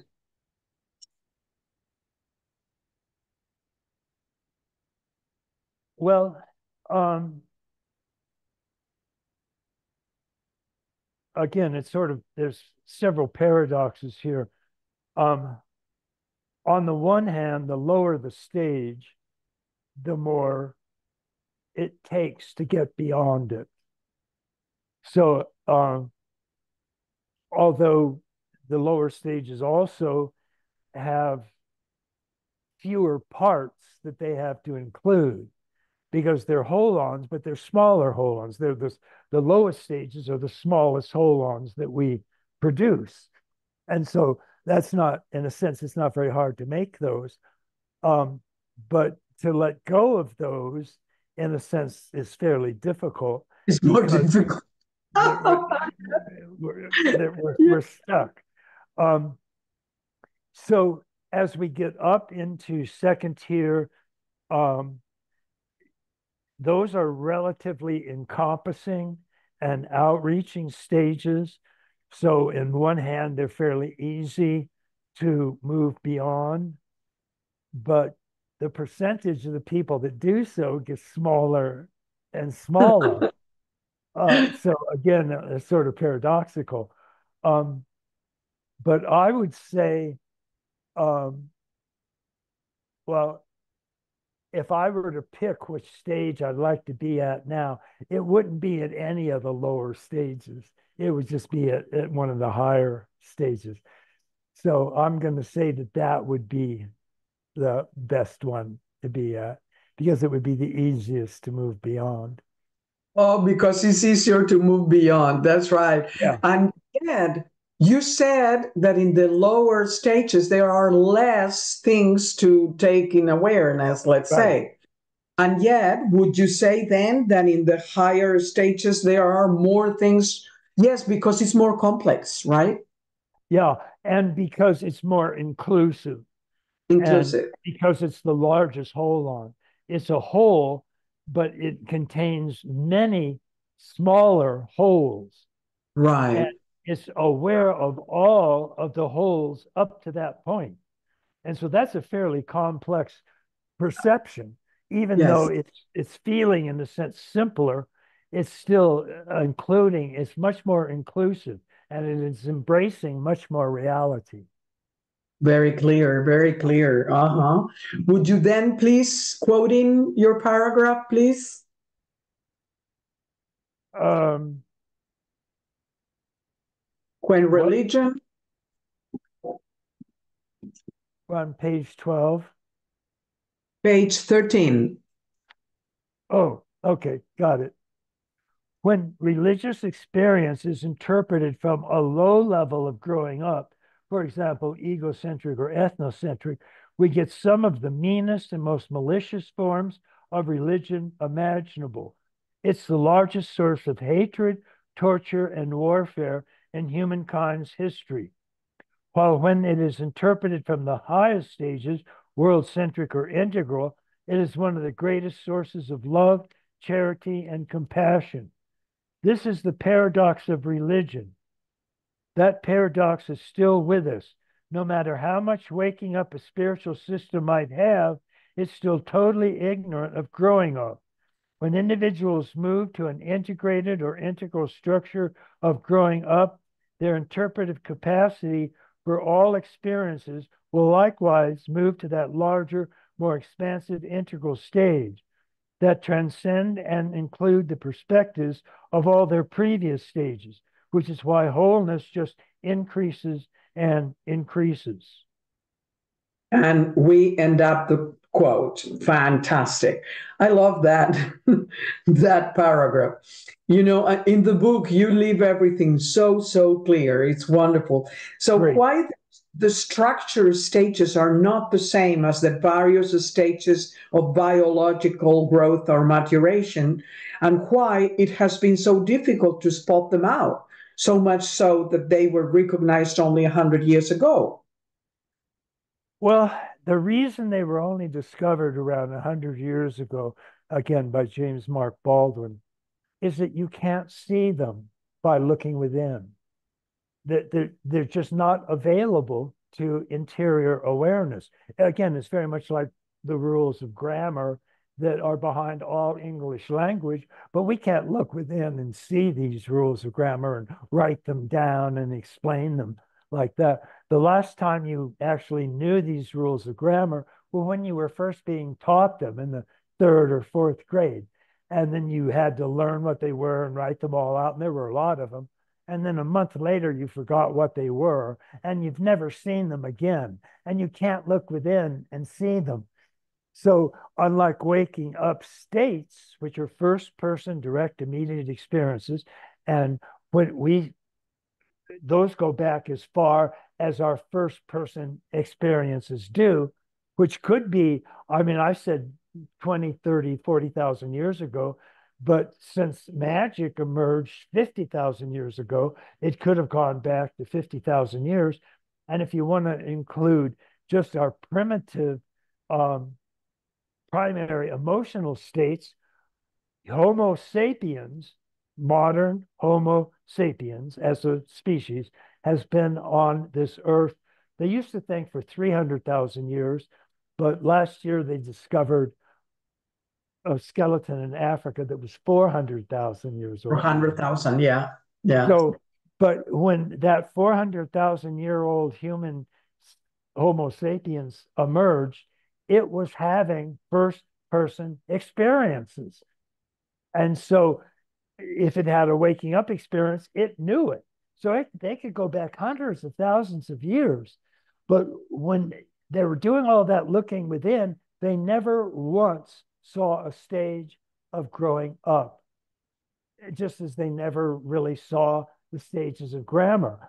Stages of grammar were figured out by very smart statisticians and grammarians and linguists and so on. And they were much discovered earlier than about 100,000 years ago either. But when somebody like James Mark Baldwin, who was a very brilliant creative genius, when he just started noticing how people would act differently, and he tracked them as they grew and developed, and he noticed that sort of each time a person got older, they seemed to use a more complex way of interrelating with the world. And that really puzzled him and interested him. And so he started making notes about, well, they act like this at this age and they act like this at this age. And then he came up with a whole sequence of stages. And interestingly, he named his stages all around the word logic. So his earliest stages were like pre-logical, and then they went through like a paralogical. Para means aside, so thinking aside logic, and then logical stages, and then hyperlogical stages, and then translogical stages. But he had around 6 or 7 major stages of development, and they're all still relatively accurate. But those were only discovered when somebody like James Mark Baldwin started really thinking hard about this issue. And he didn't get them by looking within because he couldn't see them, but he just deduced that they were there. And he created tests to actually see if people went through these stages, and they did, and they all went through them in the same order. And whether he knew it or not, no matter what multiple intelligence he was testing, they all went through the same basic levels of development. So that was a real major breakthrough. I'd say that's one of the two or three greatest breakthroughs that psychology has ever gone through. Absolutely, absolutely. And that's why you also say that it's necessary, this pointing out also to the people, as he did, let's say. Now you are pointing out this radical wholeness, this big wholeness. You need to point it out so that the people gets the idea about what it is. So thank you for the pointing out, Ken. Okay, researchers. Let me read 5. You have already read. So now we are with the reads. The reading that I'm going to make. Quoting, starting. I quote the paragraph of your book that says research. Well, which, like I said, they are taken from different paragraphs or different lines, getting them all together. So researchers discovered the emerging structures of growing up only when they started studying how people acted in ways that were egocentric, ethnocentric, world-centric, or fully integrated, and then inferred the type of interior maps or structures that could cause those behaviors. They found that these structures always unfolded in one direction only. In other words, those structures were not just different responses in general, they were different stages, in this case, structure stages, and they apply to around a dozen different lines of development or intelligences. So the question now is, in page 129 of your book, you say, from the egocentric level, the ethnocentric level is a major step up and a truly significant advance. It introduces the extensive capacity to take the role of another, a truly second-person perspective. As I understand, a lower level cannot understand, accept, or interpret a higher stage.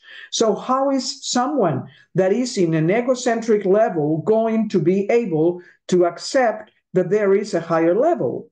Yes, a world-centric may be able to see this growth as it has already trespassed or transcend both previous stages, and yet how this view from the egocentric level can recognize anything up from itself.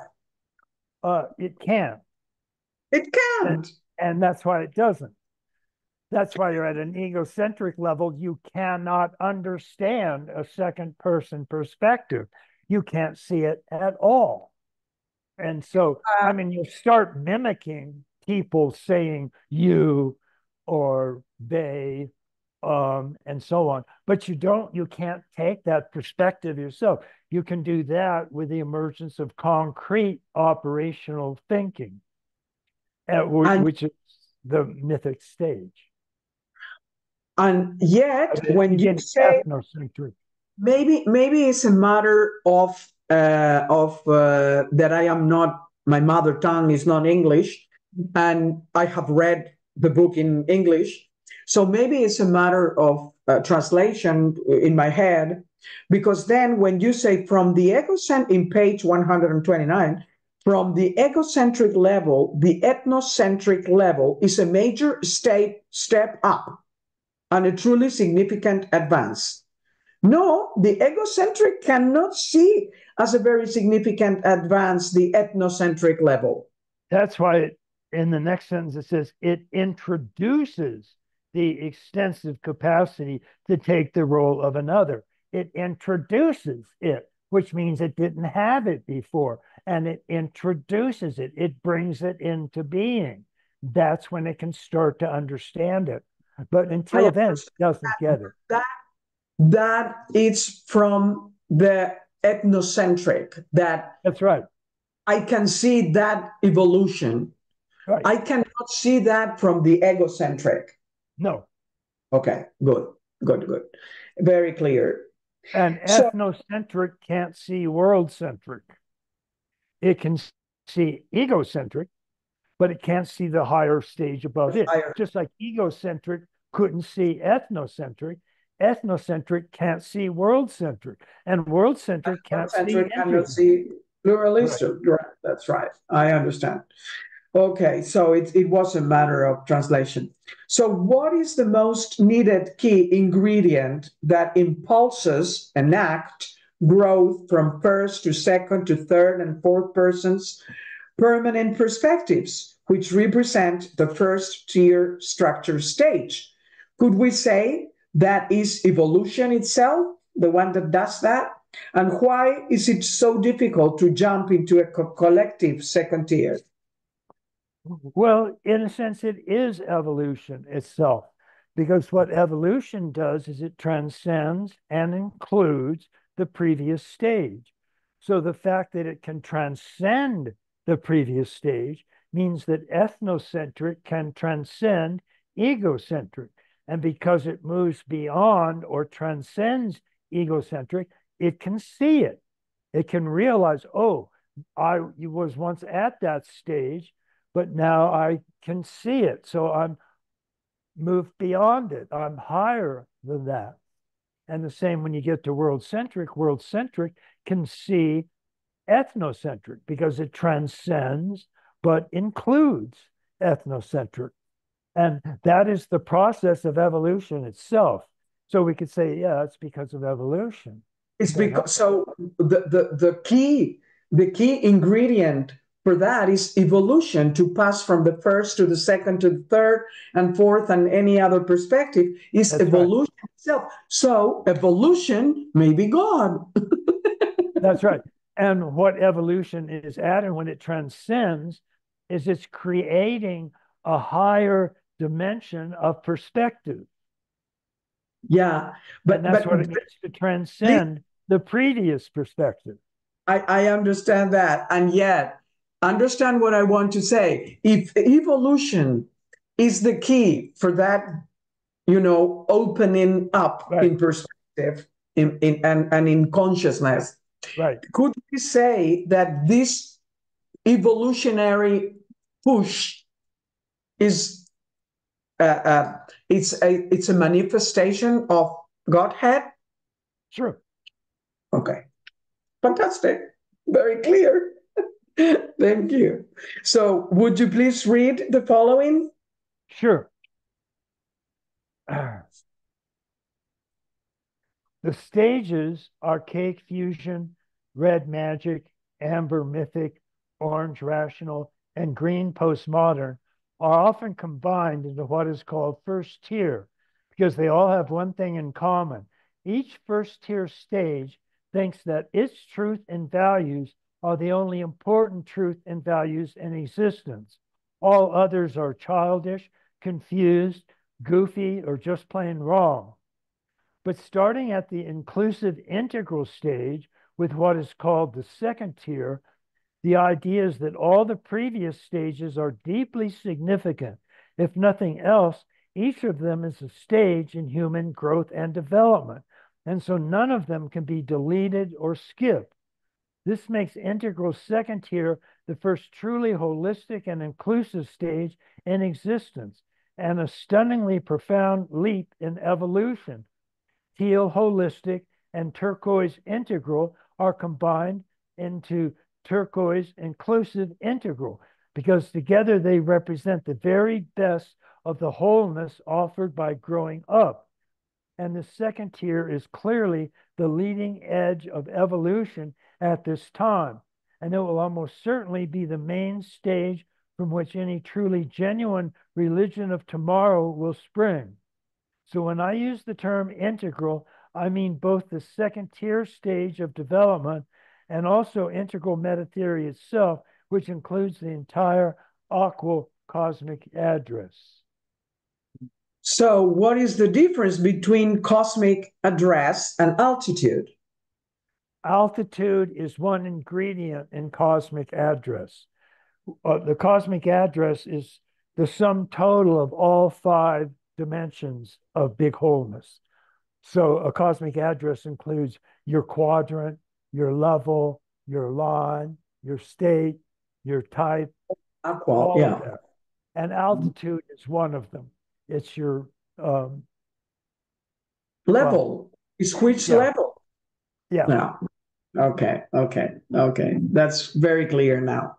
So in page 203, you say, when Turiya Tita, one taste, came into existence, it was almost always accompanied by the inclusive integral stage of growing up. How is this coming into existence? Isn't it an ever-present reality? And then, would it be true to say that only when being at turquoise is possible to create and understand cross-paradigmatic realities, whether they may be theories or real applications of them? Were these your structure and stages when creating integral meta theory? Well, yes. I mean, what can I say? Yes, I think they were. Yes, I would say yes. They come into existence, or were they simply remembered? And that again comes down to, is all truth remembered or discovered? And in a sense, all of the deep structures of every stage of consciousness is already present within us.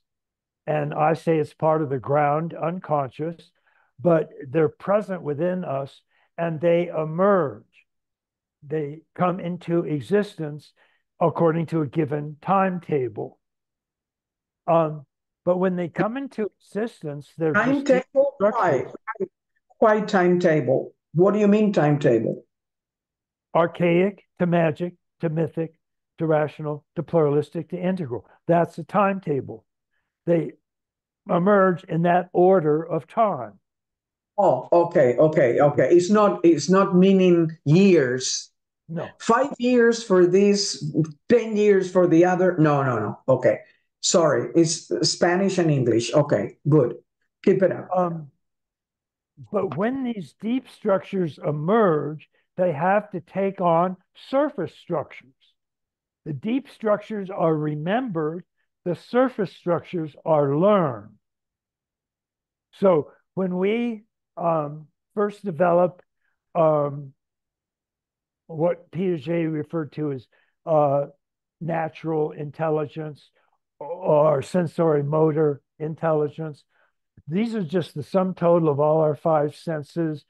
And when they emerge, they can detect the sensory motor environment, taste, touch, smell, and so forth. And the deep structures are simply remembered. And as they're remembered, they emerge. And the thing that sparks them to be remembered is when their particular timetable comes up. And that means archaic generally has a timetable of the first several months of life. And then magic timetable is the first year or 2 of life. And then mythic tends to emerge at age 4 or 5. And it comes into real existence at age 6, 7, 8, and with the concrete operational thinking. And then rational, its timetable is starting in early adolescence. And then the rational tends to emerge through around age 11 to age 21 or so. And then if we continue our growth and development, the pluralistic stage can emerge, and its timetable is usually in the mid-20s. And then if we complete those, the integral timetable can emerge, and its general development is in the 30s.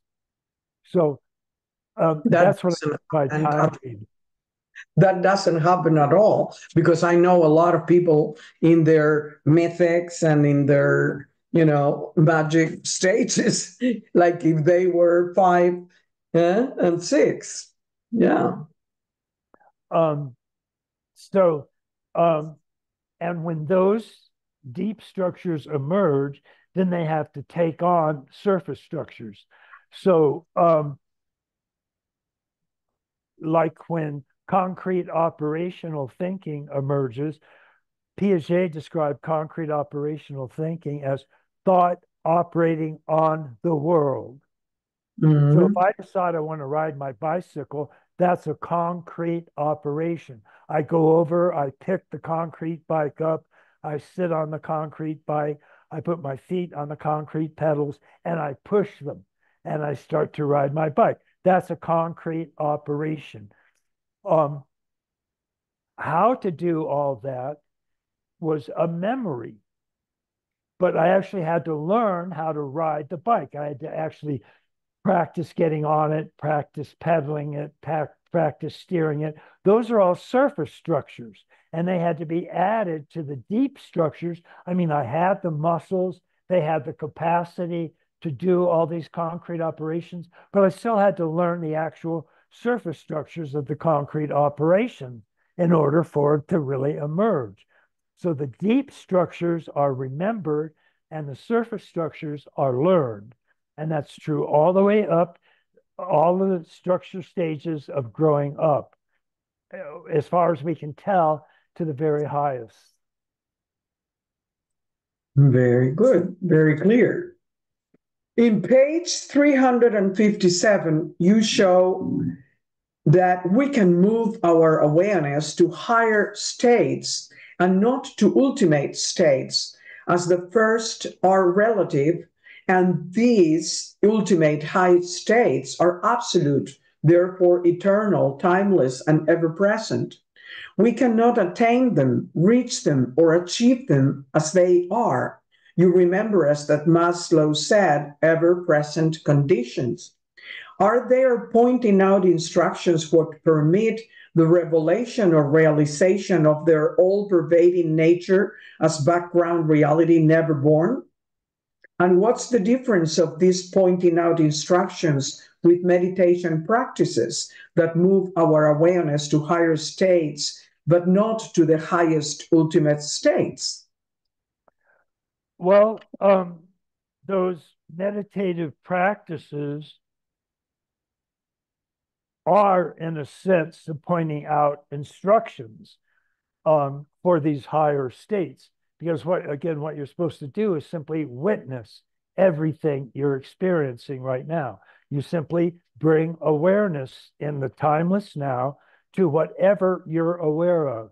And you're aware of it without judgment, without condemnation, without praise, without joy, none of that. You just witness what's arising.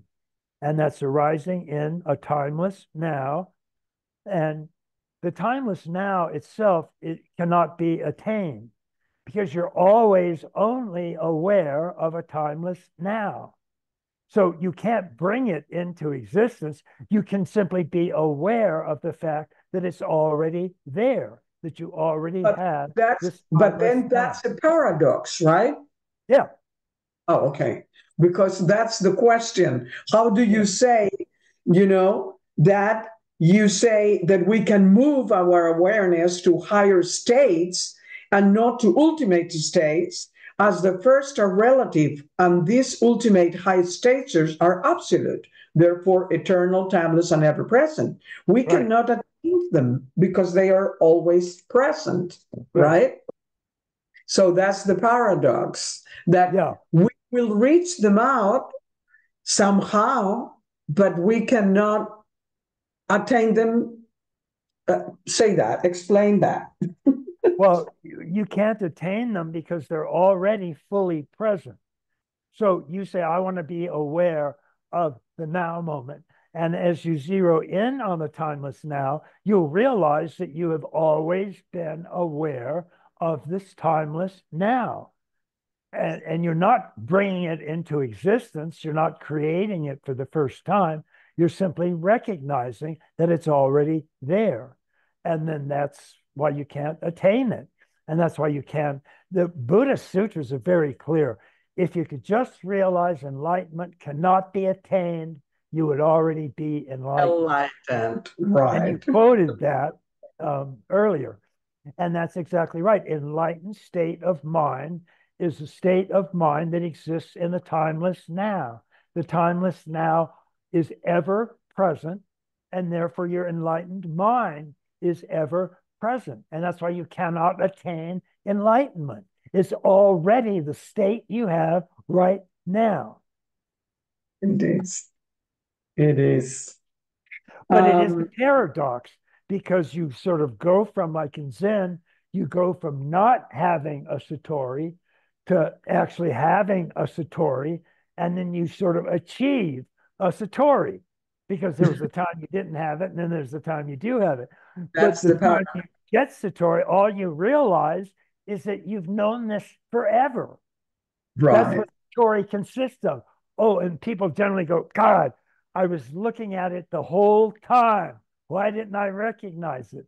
And so it's a very paradoxical statement. It is. It is. It is. And yet it is so clearly set up and expressed by you. It's wonderful. Yeah. That's great. So I read a paragraph and quote. I start quoting: a truly comprehensive spirituality or any sort of integral life practice launched from the turquoise integral stage would be able to speak effectively to every stage of growing up and would not make one stage the dogmatic and only correct stage, instigating an authentic growing up, in addition to any waking up. I refer to any system that helps with this growing up transformation as a conveyor belt. So, turquoise integral can potentially include growing up and waking up, as well as cleaning up, opening up, and showing up. And this would all embrace together for the first time in our history in what is indeed a big wholeness. This integral approach will occur whether or not religion gets on board. But if it does, we will have a genuine and authentic religion of tomorrow. That, and I end up the quote. So if it's all right with you now, we will be presenting through your own quoting the pointing out instructions toward this waking up experience of the witness, Turiya. Okay? So Sure. are you ready? Okay. So we will do please, the exercise with you. Okay. Please close your eyes. As Zen points out, we're going to see your original face, which is the face you had before your parents were born. And that's how Zen describes your original face. It's the face you had before your parents were born. This doesn't mean that it existed at a point in time before your parents were born, but rather that it simply doesn't enter the stream of time in the first place. It's prior to time altogether. Your original face, your real being, is prior to your parents' birth, prior to the birth of the solar system, and prior to the space-time created by the Big Bang, simply because it's prior to time. Start relaxing into a witnessing awareness and simply witness the present moment. Notice that the present moment arises, exists for a second or two, and then fades into the past as a new present moment arises and comes to your awareness, and the old moment becomes a memory.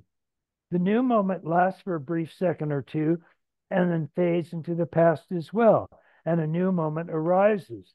This moment is constant. It just goes on and on. Notice the witness itself.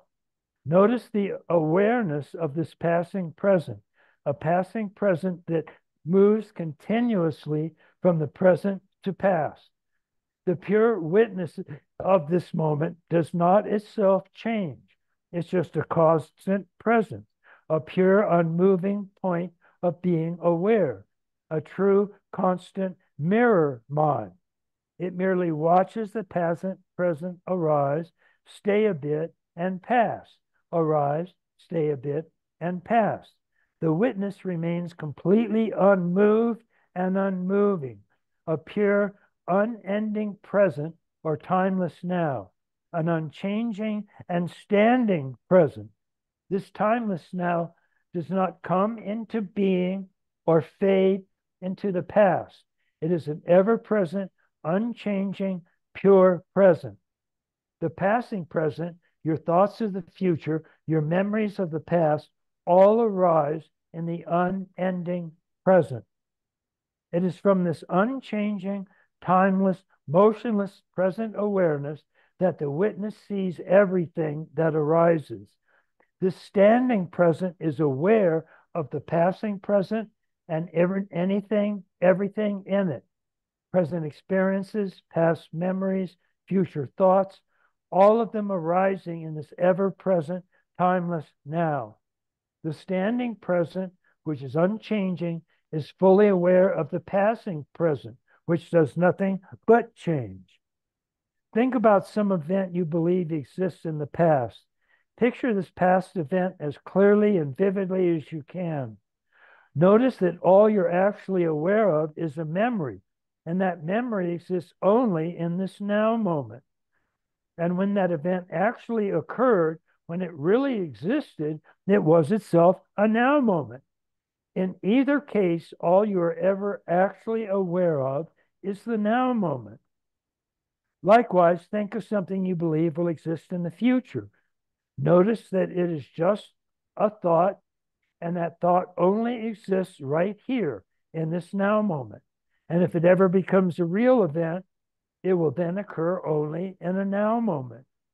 This is your original face, which does not exclude the past and future, but fully embraces them, and is a vast, all-inclusive, all-embracing awareness. There will never be a future time where it will be more present than it already is right now. Never. Whatever comes into existence tomorrow, but is not present now, is strictly temporal, not eternal. The utter simplicity of the witness is the reason we can so easily miss it, as we quickly identify with it something more complex. When it's your own I amness, it's the witness existing in you right now. We never realize the timeless, ever-present, pure I amness for the simple feeling of being that it is. As you recognize this ever-present I amness, you will also recognize that this is the same feeling that you have always had, as you can never remember a time when you weren't you. You're not entering a state that you were not previously in, but have, through practice, brought about. It is the simple and immediate recognition of a state that has always been present, but which you have not fully noticed, and you always knew it. Welcome to the paradox of instruction. You need a Satori to realize you don't need a Satori. And with a full breath, you may open your eyes now. Thank you very much, Ken. That's wonderful. I am sure that people that follows these instructions are going to wake up to their witness consciousness, I'm sure, with that, all that things that you have been telling us, and they are in the book. So, you know, if I highly recommend, because this, I mean, either they can hear this beautiful way of you saying it, or they can read it in the book, because these instructions are there. It's beautiful. You've been very graceful to be with us in this fall of 2024, Ken. And it's been a real pleasure for me to read your book, and an honor to have prepared these questions and readings. So thanks a lot in my name, Ken. It's lovely to have you with us, and also in the name of all the integral community for having wrote this book and for having given us this interview. That, as we said at the beginning, on the 14th of February, with the Valentine's Day, as we make a wink to love and for love, the love that I have you and the love that we all have you, because I know that many, many, many people loves you as much as I do. We will do this wink on the 14th of February, and then we will be doing the cleaning up, the showing up, and the opening up. Sure. It's been my pleasure to be here. I always enjoy this. I love you very much, and I always enjoy our interactions. And this has been no different. It's been a pleasure. How wonderful. We will also be doing some exercise at the end of the next interview, the same as we have done with this. We will be doing one taste, Turiya Tita, and we will also be doing some Tantra on the Valentine's Day. And the Tantra part is fairly dirty. Very good. It is fabulous. Fabulous. Yes. Absolutely. So we'll do that. So we're looking forward for that. And thanks from my heart. Much love to you. My pleasure. Thank you very much. Bye. And I hope people really, after seeing this video, buys your book, Finding Radical Wholeness from Shambhala. Okay. Good. Bye-bye. Bye-bye.